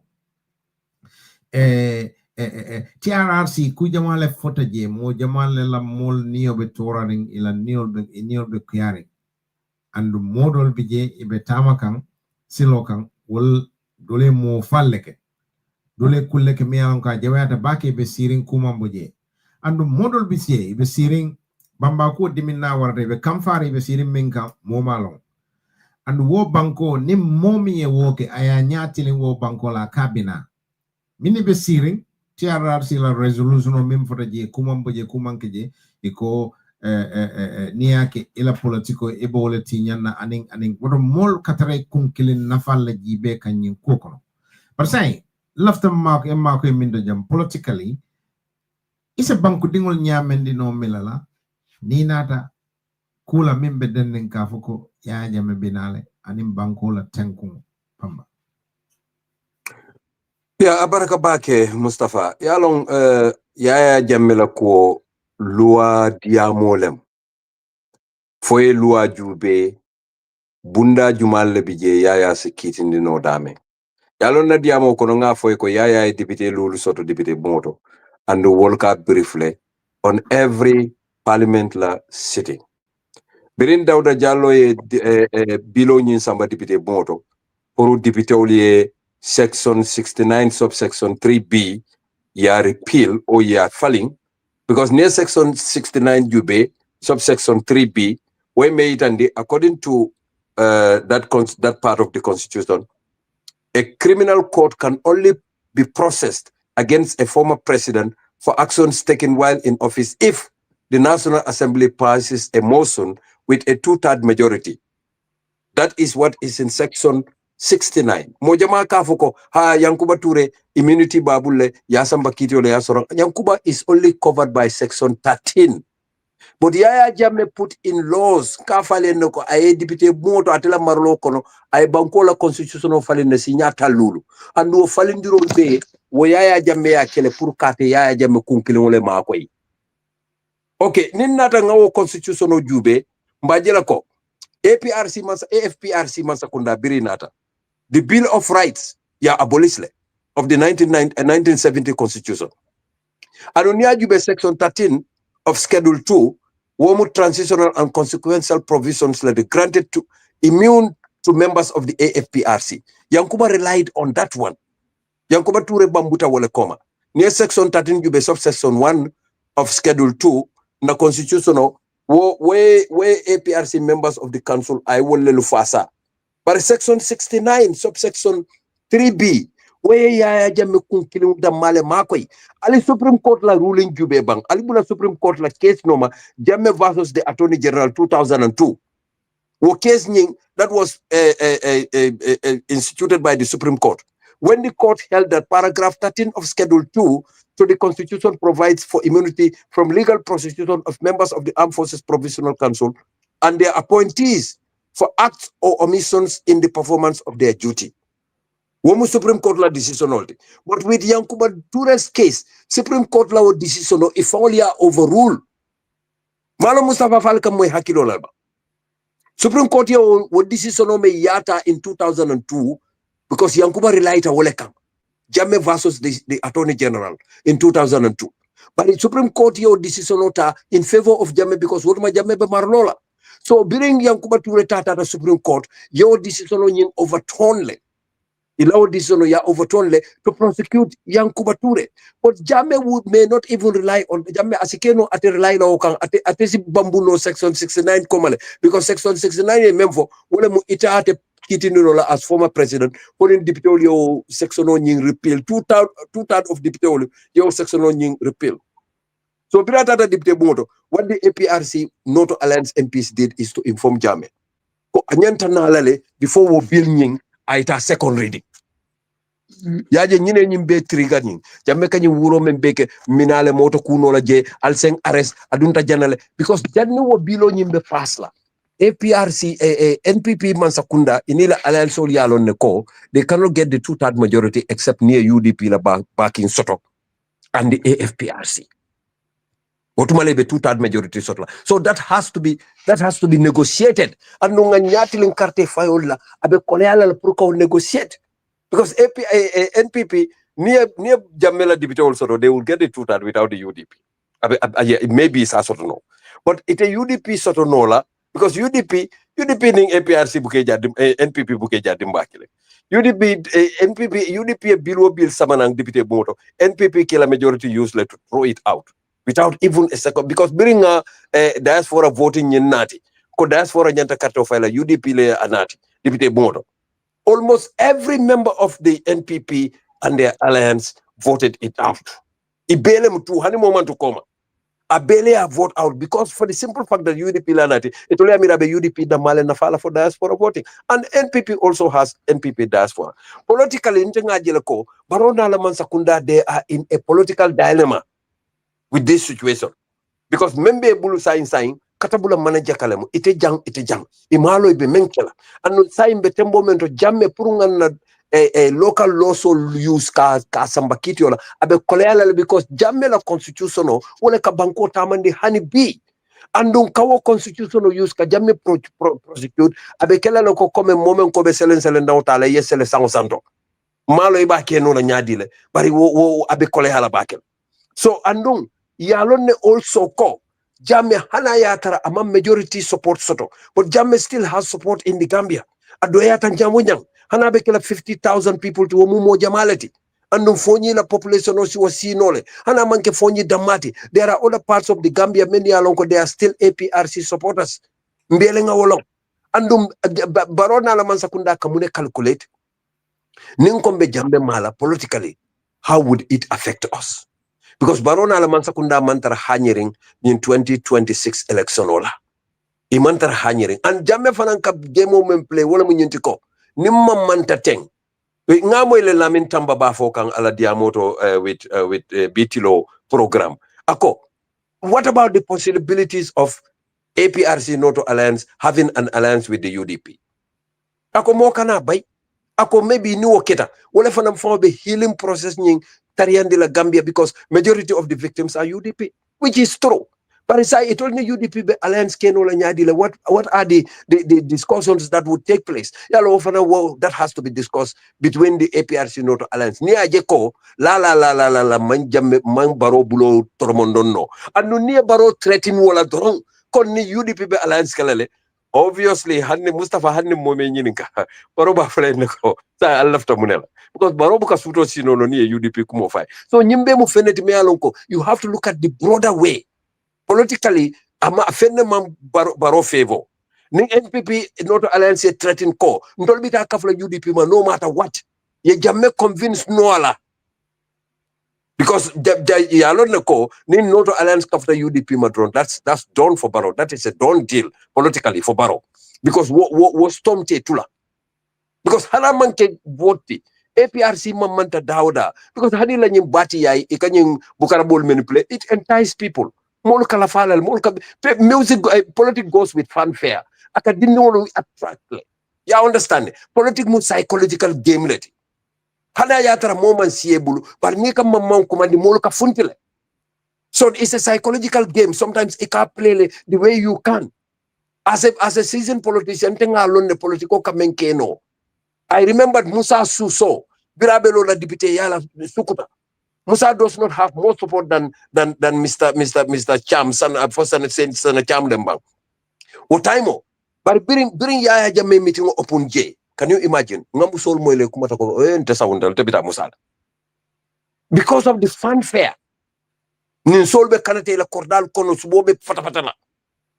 Yaje baroyo playbook oleta kakalero sika kadi mol la tarin bolo kono tarin ka fonkolke because I alone neko what that playbook Jammeh come and play it might favor me. So Mustafa nying a jabo be kole abala because legal minds and political minds have to sit down. Wala nyanta sila kanyin kunyin gay kajube because Jammeh na is a security threat. Ntemanson Alsis la kumaka la kavoko at a threat dino. It is a big security threat because Gambians feed on Radio Kankang. Gambian on tola awareness mamfuta wo tembo to that level. Hani bi mol be sila rin Jammeh and niaje mol bla silo mambo Jammeh bala is because of Barrow. Hani bi molbe se because nka Barrow jela ka membe appoint abe mu Jammeh ex fonkolet hana ya tara world they are not loyal to Jammeh but it only Jammeh enable. So the fear is still there ko Jammeh la molle be Barrow la mansakunda kono Barrow la mansakunda katama Jammeh la molla konola because hani nying media fonko nying ngamere bota nene magdol genyol lel kala chairperson oldi Barrow la mansakunda ko. And Nungajela ko Gambia Ports Authority, they are talking about taking Mr. Jiba back. Wol be ngol be jela ko. Mafuko, Mr. Jiba is APRC, but Mr. Jiba has worked for APRC. He has been an enabler. Fabakar Tomojara has been an enabler. Sibinjai has been an enabler. And Moluke reminder ko ku Jamal Kita Banko kan all these sections so nkamenu be read. Fabakar Tomojara nyole adun deputy boto.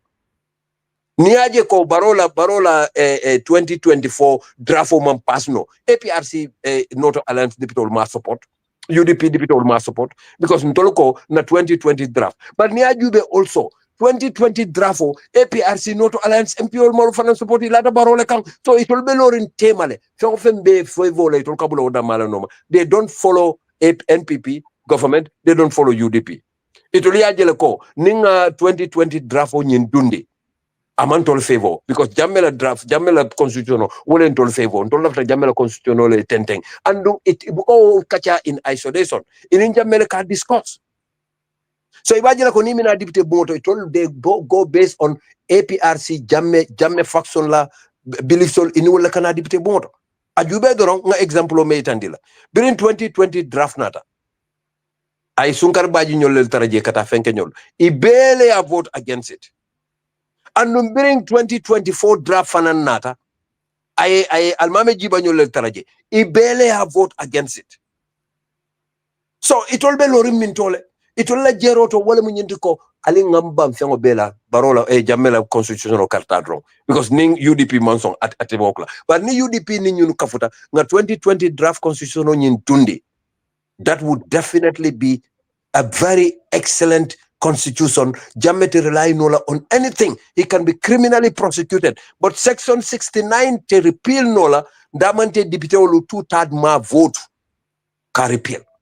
And NPP man sakunda ma wo soto. Ima 2/3 majority soto. They need us or they need Jammeh. Nyim fulolam. Either bita Jammeh ale na negotiate to repeal Jammeh la faction or na negotiate or 5 MPs or 3 MPs in negotiate because fulal assist kamemfo mo fulalemu ko wolu they might support it. Wole mo fonyi berfet la député oti fenke koli Jammeh musundi mo mem fenke no ko atata ka fu baroma ani men kabelo la president yala wol fulol lem Jammeh kay menu bay bari Jammeh nata fole ko nga menu bay they can come back and the woman kafu NPP ma wo is still there as an independent. So moma lom fabe murla back to Jammeh or fabe tarla baroyal. But hana tata baroya, Barrow still need these 3 orders. Priye kafama ka bilo nyimpas ka section 69 subsection 3B ka repeal. Ning ima wol soto. The only option they have is to come to pipeline in pause ni akacha puru UDP kafum, which ngalonko NPP tawak. So these are the scenarios, Mustafa. Malum, for you have any other question? Aning Sister Ndeye. Ha akumara janim binande ya bari ima funya ko be gunjurngol nin jarangol nyamende la nyame imo funya pro isaje mo kana e kan nene kula mimbe dending ka fuko political nyim dom manke because ni amo politician binale kan aka fo ko nyim dom manke politique diamo oto politique diamo wolon kunta diamo so wolbe mu kullete mi halonko mol nyande ke hakil maya nyin kul kono no Mustafa nga je jabile yalo komen na mandinga du ni ba fola mbajo manuele komen pa modu ka fanyame mbajo manuel menu be siren kunjura nin jar baro kunda nyol ning atodon kudang ibe wara ibe faroto ibe mano ibe dembeton tabikan dembeton tukan ni ba explain la wole mu nyinde ko Yaya Jammeh la na mu masi boleti pour Gambia dingoli right now because alanna abe wuro nim fitino le dundi la banko kan hanna ya tara man sakunda amawo jija molu dammal fawol dammal le be dunna nyola because mol be kamfarenne ko Yamira dimbali alle kela Yamira man sakumba we kese bola jabato la bang hani man sakunda te kese bola jabato fo janni 2026 election hani I would say wol betara la sirinje ke kungol drone mira ni janni election o kana bam bari be oda male fana mira kanko man sakunda be ngoda male mira kan ni man sakunda lafta ku kela woto ba kela le kabirin because TRRC keta wati jumale Mustafa ni ajube yewo calculate anim bite masanji jelu man sakunda be sirin white paper kan ye bam far iman sonna ku kela je molu men yalon ko they are victims of Yahya Jammeh's 22 years of dictatorship. Well, they are still going to hospital and man sakunda is not giving them any reparation. Ibang ko di la kafa ali jaranya na they are curing themselves. Wol be siri nenen kamfa be siri. Mustafa nana nga foyen na diamo ko nkoy ko ndata kombo wulen kama. Ndata na friend visit je ndey. Ke bare ngona tan konto me alon ko ngalon bundum wotu man na dindiya. Ngaje na ke ba fo sa undana njana ko nya ha. Akonye bari kadimu rasulum ke la diamo mo yakadiye nye baki laftale ta foni ifana inim fana na dimbal si nyojeno. Ndey wulta o korda ko na friend na korda ko ndata pabi nyim visit. Na belori nga konye ye o korda men hayna njana kai ha. Akonye karle la korda mo. Nkai nka to mo la akonye yalo ne kabe enayel nkai ha. Akonye nyule ente samba yempuka. Nkai oh my god. Akonye ko yes, akonye ko nyule ente puka. Akonye ni aje ngana korda wafi bundun saunda na njang lolu nin saltan ka duwale fitino e wule nyim bankuka kaje nake ba munake akonye ni fitino wulda ni tata dokola janna na mba dingul bele kanate subhanallah can you imagine that psychology woka me miracle ko ba Mustafa ndema suto sino wolum ngamira kola akonye ko bambantela muso na manyo akonye wato dobe ninga funtita ning kombanyi nin kala kafunyele ko iman keketi ni man la fi mole bo sutro men belare kay bo kan ida biti ntela suto yayo wonte la hajiti katum nyanta men suto futo to mbuka soto ako nyembe sirin jangan sendim ma be sirin na bunkol abe diam la nyafanya joka buru. Can you imagine the pain those people are going through? Baroye will be filije ayanya kasi will bela wala na moka fa la ko biso Gambia because mo do ka fa diminale be wol they've lost everything. Wol diminale bele be siri la solo kono iban kan fon soto la solo kono ibe siri tutro men belare kan inu sutro le be deri ako nyembuka diam ako nyankatar siri wala nyama ako nyeko mendiata na dimbayale na surtu na musol ako nye kawlake ako nye katum malla fe sutro e bonka na bala bunkono Mustafa mbota bunkono le billahi nsingo ngamira fonsingo fon kuliata mfonte le nkan singo damboy fonsingo ka banko ma fabu kama malo mbedame natilo bele tinyata andu niyo kewje santo asente muta Mustafa asente muta la wulende ayete muta ay wulende bulfulo asim mofulo be muta bulfulo la wulende ponkalo lem anala keba ya nyawnya akonye ko dindi merem just man kuke ko Yahya Jammeh kam fatan kam madron yen samba NIA ka kay simo tortoro nakko kan fo ya bete. Right, Karim, inimbara baraka. Butum bemim fola. Akamunde, it looks like maybe Yahya Jammeh from what Jibero on the YouTube channel.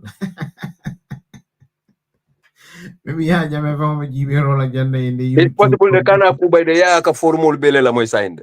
Yes, because I've seen some executive here watching on the YouTube channel, maybe Yahya Jammeh Bulaja or Yahya Jammeh from Bijana. But nonetheless, notwithstanding, they aku do bije akala fisiala mo dati in ara nyin ko be jibe do bije ka overwhelm aku be la bari jama minka kumande nyako to wolom fewo fembe nanyol nim babanyol batande la minni ya lonko ila karango ni la fahamo mang jamfa baake when it comes to civic education banko tamandre nyato because nyi nyonene anyanta bannale saying because nyonene minka ke surtout ning politician ol nata molkan e ka kufo e kumi alonko ate kelano ate sutolano walla itolla kumkilin nafa e ko wodorne jibe kul kono ila interest damma not bankola interest for president olombang for minambang because kumalali ya fu jande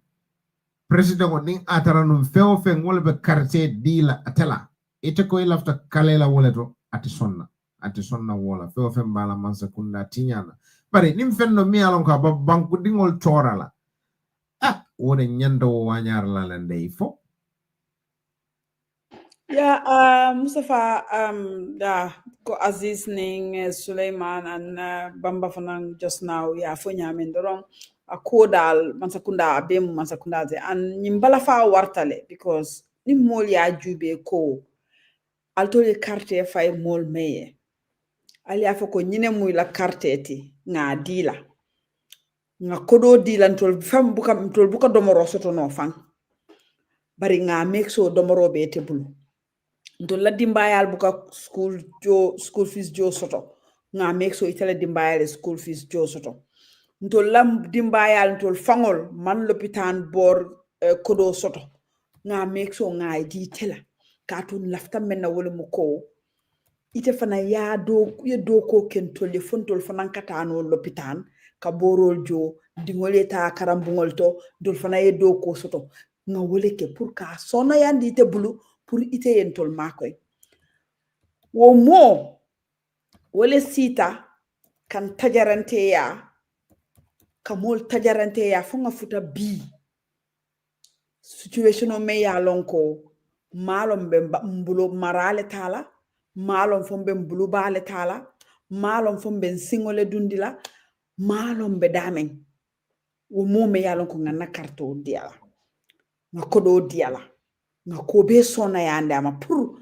ay banko da dai sa jentol fanan nganta soto je so wala na ndeka fo wato wati next year 2026 election o membe kala baro ma nyanna winla baro nyanta bolale banko to mo ngata modo nyinin nga modo sindi isaje ni wo fanan sita nga wo fanan try ni wo fanan manta nga bondi bari 2026 baro anyanta talale diamuti je kotike because ngaji le bi nyaje ya jame bi abe malbal ya abe mol traumatized la victim soul aka wol psychological problem mol fango di wolla nyaje bi mbesila mbaje la green boy soul ba fulay be fan revive la because green boy soul jamal le tonte kete jongul alti because jongul soul bote to le kon ni sita bi fonka woje ika foko al nga wuli nga nyo nga WhatsApp group ol dada nga jong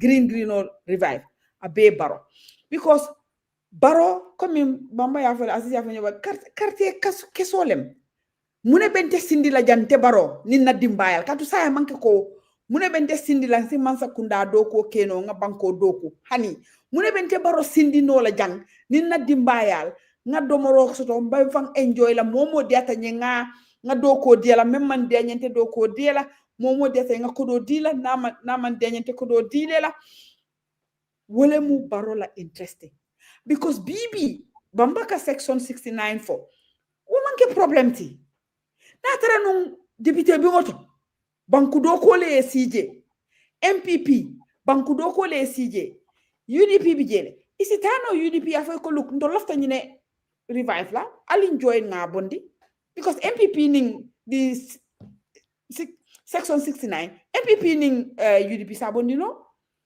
isi tano le eta because mune be wo stop la because ni UDP la majority vote for it then be MPP le ñinin kan wala the other ones because ngalon ko doyñol obviously I will assume it iba they will join to do it so it's no to alliance nimbang kudingol tata le to a point parliament man la nga parliament soto meye jo soto meye luxury soto fa tambita nyim parliament la nene mamoy maybe I'm wrong nene mamoy parliamentarian soul ye luxury men soto nene mam parliamentarian soul je so nimbang kudingol meliatol sindi je isita anu is even it cut across hani no to alliance because gambe dingol lem nyilti I wuluta Gambiele, I sita Gambiele, I kuluta Gambiele, I be ya lonita da I sita la kabinetol kono, I sita la bunkono ya lon ko ba ya jame mol tajerente yale. Ya wolonne. I kana mol malon na ko na mol distop. So ni wol sita ko men jarate tulla is all about jamme hadama dingo me ya lonko gambe dingo le ma fananti ay gambe dingol tajarante ya ay gambe dingol torandi ato ko hani bi ni mo wala jarta beti gambe dingol be more than 3 million people should just suffer wol be nyanta batalale wonyanta torale wonyanta falale altulla interest mo kilonga interest why womu dum cruelty why womu banku din cruelty and there is no unapologetically banku din cruelty wote and nobody should be excused for that and ndeka fo nyamin alama ye gambe dingol torandi nyamin alama ye gambe dingol put through menna alama ye tajarente ya melke gambe dingol alama ye fangole si ya jejani be fala honestly because that is the only thing I have man sakunda nak ndete mol diamundi la because mol batatale gambe dingol batatale imalo be ta dameng imalo be duna dameng imalo be fina nde nying be man sakunda le diamundi la man sakunda they have the will man sakunda karto abeto lebulu man sakunda keso beto lebulu keso men be gambe dingol fala abe man sakunda lebulu fo iba bulalale fo iba muta kulale ya jube iba kala nyame fo nyin keso te bulala gambe dingol kan atute to lebulu man sakunda nyanta finti lale ya fo molye ay senea witch ko Yahya Jammeh ay tajerente ya leke an TRRC ya safele ko Yahya Jammeh ay suñaro leke an janna commission ya fintindile an na dunta Gambia iba ares lale yalo ndey because I'm clear ha problème be damen to jang malam fo ba kelal bam because ni ajibe recommendation ol baby jela mon min fa nyanta mutala wol be siringi be ko fi mi ngole la bon ko ndey ha bari wala nan ko ni man ndeka man sakundale jam because a baby to lebulu keso be to lebulu keso membe gambe dingol fala abe man sakundale bulu and say gambe dingol fana nyanta lon la ko latina ninko man sakunda 2026 baro nyanta fintile with or without coalition tenga fo mole ndi man times because nin tol gambe dingol tol be ini momo benta gambe bi aka fo mbata tale manna l'hôpital jokeno man da paso sotono nin simonta te kontona nin be agrita be sonta kombe o batale kono bi fo be gambele fo be diaspora woto hannin coalition o manke baro man nyanna wina 2026 nin be agrita ko me nyim batale kono nin be sonta nyim batanka menje nyim batang be ba men kono hannin coalition o man soto ni momo ko ndenyi mbata lafta bondi lankanne andu isa bondi no nyame kan wala mu te carte di la barola oto barota widna andaka jele fo with or without because baro le atina ya jame ya nyadun tolla baro le atina bi abe victimol traumatized la again baro le atina ma nya deta ya jame mola ayake anda fongo bina dunna abe dunka nyin dictatorship le kono so inyanta lola le ya fo Gambia dingol beye baro ye finti anala man sakunda ye lo Gambia dingol nyala ya fo publicly ko Yahya Jammeh ye tajirte ya leke anti RRC wo bala evidence leti ay sunya role leke an janna commission wole mala evidence ti so ni ya dunta nyi banko kono iba arrest lale and iba prosecute la war is non-negotiable no political negotiation wo nyanta clear because Gambia dingol niyo le bejang Gambia dingol la batale bejang Gambia dingol la problem wala bejang and man sakunda nyanta fintilele ako ay TRRC recognize le ay senior witch ay TRRC recognize le ay jana commission find this or recognize le and abe akla on it ha aba tamandi dale because awato sitale maybe nga nyine need no pour masakunda ye fintina and gambe dingo gambe nesa masakunda pressure on that because for ye finti ye na because 2026 carte fight wole kono ko Gambia mbe kolbe jubela membe kita nga di writing ngake and wo nyanta kelale because ni wo manke nyaadu ngote bana MP sol fanan député wol Gambian dingol be nyanta nyaayele la MP sol kon nga nyaayele MP sol kan katu MP sol ntole ajoye MP jama bije ma foy be de bari ngalon jama bije talantawol be kabrimbe kala MP tafa stable too stable ime fan sambano ime fan topotono ime dingol topotono nin dingol be bulu e ba maño fam ime topotono bari dunta député yala nga carte faye yela jol lafan wo be banku dingol ba fala ha ni na tay sita foy fanalier luxury soto i nyanta muru la komale ya jube gambe dingol la interest i kane parti interest jube imang itol fongola interest jube bari banku dingol la interest ya jube in section 69 subsection 3 ye law ye wo evoke ya make sure ko wo evoke because aka banku dingol le protect the moment ye wo evoke ya jame be deylale natara ala nyindi amu be bulo folem abe deylale natara nak abinale na nata den they will do it so MP sol banku dingol fana nyante nyaayelele katu nying iya memba kono nyin sango memba kono barola man sakunda period to wo mu nyaayelo lati anin karango pour gabe dingo beti fo tata karambungo to fo man ta karango i nyanta yelelele kaji ko man sakunda nyanta mola hako dilelale na ma dila ali bonde MP sol fanan i dabe jine kono andum karto boy tol fanan bulule pour kanyim fanan change ndeka memfo man sakunda faya yitandiko aparetale pour ka doko ke banku dingole for once baro wato wati afangolem kodo be na flome bebe tinyala kol bebe tinyala abe moma ondasano fo baro fanan ay nyin psychological warfare ta ya jame bulu katu ya jame fele abe mol traumatized la ay mol traumatized ay mol naka bina trauma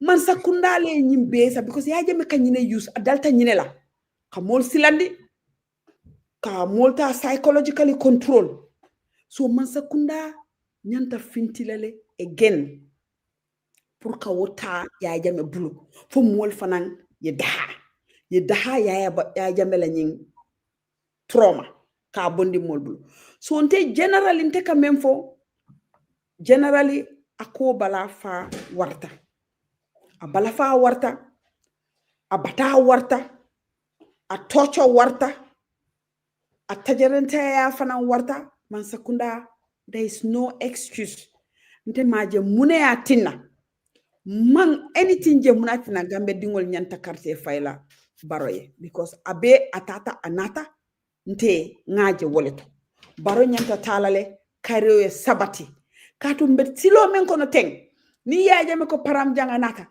ko be kelo kita gambe barole ya sintolma kata atele ya jamela mol entertain atele sidi njay ning fa bakata mbonyol employ atele dundi parliament atele ya jamela mol enjo employ atele ke minister solti atele ke NIA kono atele ke polisol kono atele na banko beta kabinga kelo ke fa be banta ngai ko bara fele banko tamandi ay banko ta ay amurundi AFPRC ma because baroye wole kentola so say ntenga menje mamuneje ntenga keloke fom pareta nkoy ko ninkari lebe kelola alaftam falale nga kele fonga wo mari ta nga win nkoy ko say nga bondi janne afele tefana yata yemma koy yenta yemurunda amari kan ikay ko a continue ka fa so nte man fenje munatina baro nyanta 2026 election o binna an Gambia no nte kamen fo mo kana fonte ko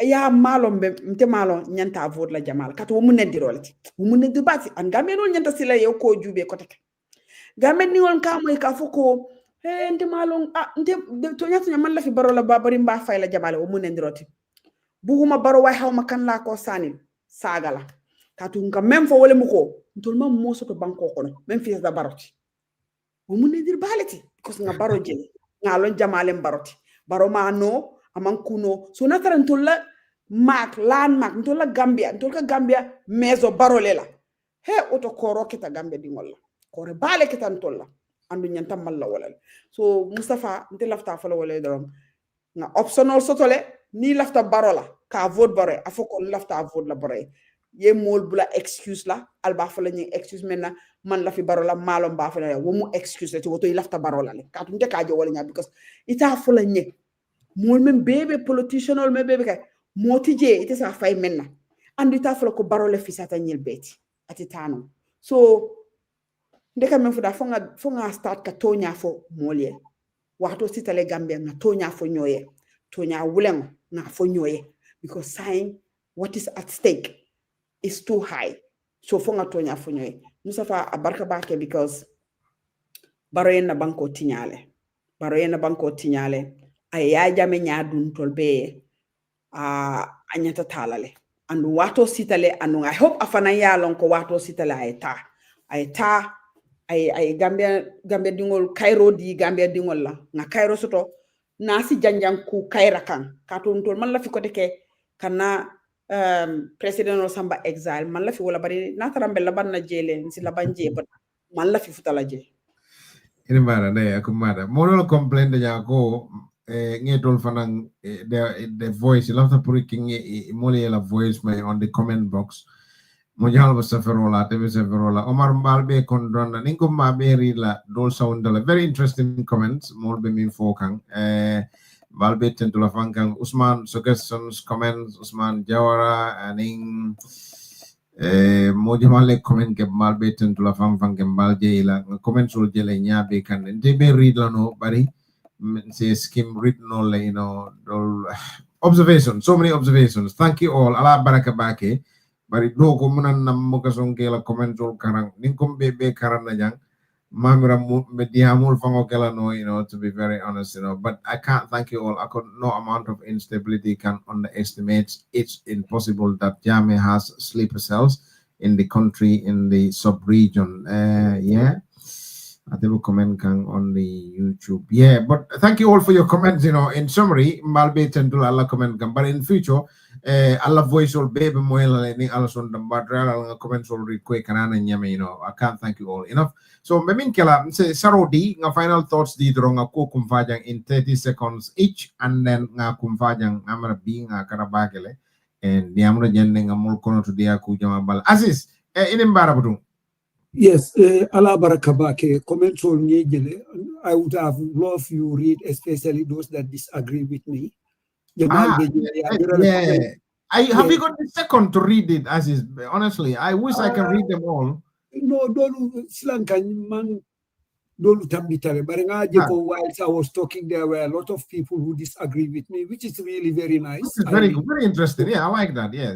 I really appreciate ila position adu kuma ya tabaki weme yitandi wole muntolu we don't have the monopoly of knowledge men kadia menkela moila wole fango yes Londo they know more than what you are talking about precisely so nanyo momenti doro wole mu kabanko nying ba save la nyame memobe konton nambe jayela ala baraka baki. Thank you. No problem. Yeah. Appreciate. Kadim. Mustafa nying abe ka be summarize wala mo electricity bills for a lifetime. Family needs. Hurry to kanyim be summarize wala mo ka Gambia dingulu kala mutandiko. Ntolu biringa Yahya Jammeh bondi comme Yahya Jammeh bira jawra bondi a jawra la legacy nying aya faale fa dubenta ndolu fanam biringa Yahya bondi baro nyanta wo opportunity di la Gambian lale meniyate tambindi kaje ko Yahya Jammeh Gambia dingulu bunya ayen horoma bari baro la personal killing interest katara mansayala wala ya murundi kabula Yahya Jammeh la molu noma ani alliance form wole Yahya Jammeh nyadundi Gambia dingol la konde ya fa nyame annum baro nyanta lonna la ko niaje ate Yahya Jammeh defeat molu menumu victims of Yahya Jammeh wollelu ya feel ko barobe la nyaji o fitalale ni atambindi betraying those people and leaving them in pain and wallow nyine mbulandi nyin situation o kono be damen saying andon Gambia nyantan hakilo tula baki Gambia be sirin sise kilo leka Gambia nyantan hakilo tula baki andu momo ni be karto fayla 2026 ise mira baki nyin tandan kosol ni nyim fonkol be abe kake dulal to Cairo be dame andu moman duwa korola Gambia bari baro fana mal kentol la Cairo tide katu baro abe hadi kabi ate as long as atebe marlola molle be tarla diminna kono baro nanate wala nyaajo fitala muk ndengalon ne ko baro would never ever give those people reparation mafo ka justice dealer maybe justice ka koleale bari to reconcile people many alonko ibe diminare nyokama okuma yata hanin na muslima ya dinoto bari molbe sir molbe kamvare nyokama Gambia hani social media diamo ite kajele ite dey ni findina ni ko be kumo do fala dol fawol se banem fan atare melong imalo e bota dame andu wol ite malo wol kete banen dalijuma atike no wol they live in pain banen ne wato wa lolum fan exactly asike no wol be diminale kono ituli afil kon dey ndey ñolle sin to la ñajo fi sila dey fon jenketa silo bula nda fon men fon be diamu kam mol kan ne e kan ne dalilta ma wollom fan malo e bota dame fan but they insult me yo andu Mustafa wo be kake moli psychological pain le soto hade ma dingol be Gambia le men yalan ko they are traumatized ye hope men soto baro yo hope bele das akam da ni tata lopitano to don doctor lol ko ila nyin sasa mambori jala they've killed you ye fale because ite be fala gradually ite be tarla me mira ka wala mun tela balu na fatala sai barin jarante de jaranol Gambia be o situation olto andum fonga revive o banko doya batale pour mole tra nyo konding o banko doya ta pour mole tra siri nyokama o banko doya ta pour mole tra kamfari nyokama o banko doya ta civil wolale alman tankalam ntasi mem fono la moy lali wala mu nyenti ko du kare alenga singa mira bake alenga nanyin different sisol alenga put aside nga country put before everything Jammeh or Jammeh's allies or Jammeh's enablers or whatever, they either have to apologize to their victims or justice has to be served. Because oda malaka banko sambanyato. Ni wante, we might have another mad president. Meya lonko adinde mala traumatized ya fa long ay karang on his own from a single mother and then come for besiring. No e banko mara Jammeh mfa nyame obe mfa la wala nyama. Ala baraka. Assalamu alaikum. Mbara kende lafta fala doron Gambianol nyantalo nako dal mantara live la 1994 mbota 1994 le sain duta 2016 sain bita 2026 le walum kan so Jammeh lafta mengo men data ayafo bari ku clean wole clear ta doron comme ngafo in the beginning TRRC ya yitandile ko ay tajarente yale ke mol fata mol le fa ay mol le tocho mol le disappearta ay mole rape a seleta mo musol kanne ay crime o kele dal men yalon ko hadama dingola nyanto ay tajarante yale ke an wobe ala regime nying ala mansa kundale wobe ke ya an jana commission fana be ajele ko fana yayi tandi corruption o men ke tay fe sunyaro men ke kamolla kodo sunya kamolla fenko lanol kordal lanol sunya ke sis ka abuse ke molla state fenko la beta wo be jana commission yayi tandele andum be ajele gambe dingol be ajele international court sol fanan ye Germany ye prosecution o kele Switzerland ya kele Ghana ya kele United States ya kele so already be aje ko ye international fon ye mol that lebe all others lebe je la me alon ko ni jamele connecta so is clear so saying and on the constitutional fanan ko bamba fa ko section 69 subsection 3 be alon ko atuta député bu ngol le pour ya evoke because a loi bi jele already nyanta men kela it's just matter of evoking it so atuta député bu ngol député le pour yo wonati saje ni ya jamenata pareringo nga prosecute so nkana song baro ni Yahya Jammeh ye silandirota pour doronka quartier win because nyin kamuta ko fanan malum fo Yahya Jammeh ni barole be ñoo kan tem pour kas mol silandiro so do mole quartier fay baro ye dorong o be mo malon because baroning AFPRC mol le be ñola so ibe ñoo kanne ibe kol be kela so mo malon fo ñi mo another strategy leti kat wato wati ning election wato se dron ka Yahya Jammeh jabe jamu bakata ngola abe audio fintindi la be param la so ñim fanan si keno asikeno part of that as well so nganya yele sa ngambe dingol tambita wala le nganya yele nga make sure ko dal 2026 nde lafta mem fala dron an ka bandi wala mo ko 2026 tonya man any reason so pour ka carte fay baroye pour ay muru ay naman sakunda mela ni woketa woto kana complain den woton to lafta batale la lafta toro la lafta ka tora and jubera fana ba fala ala barka be nga understand le ha we should have been reading some of them but we will try to do that as well as Mustafa has said. We just want to say thank you to all of you. We really appreciate you. The time you spend just listening to us and commenting, agreeing and disagree. That's why we're here. We have to agree and disagree, and we have to also share our ideas. And this is healthy. This is what we want the Gambia to be, where we will disagree, discuss, and with no insult, no attack, nothing, but just disagreeing and having this conversation. That's the only way we build our nation, and that's the only way we will build this country. And thank you so much, all of you again. And to Bafala Aziz Bamba is good this time. Okay, ina brother diam abijanne ina ya diam no bara Bamba Bukari narale katu Bamba deke je Facebook le deka nga fo Mustafa de maro na brother kadimile camera mala no I ngalo tombe abe kudo kono ke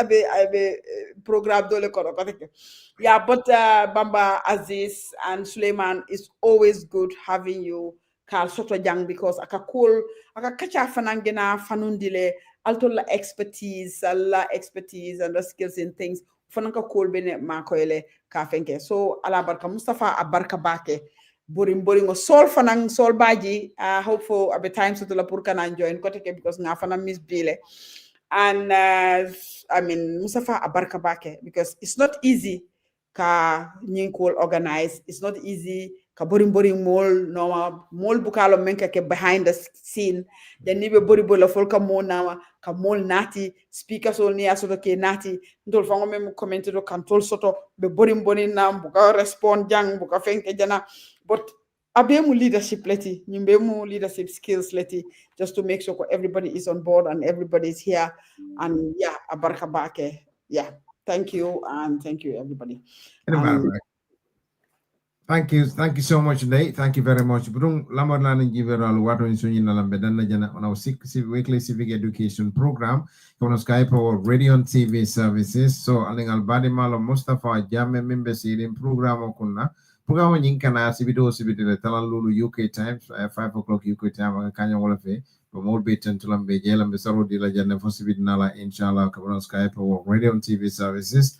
Nalbari malo Mustafa Jammeh member sirin program o kunna fasbit nala limbara.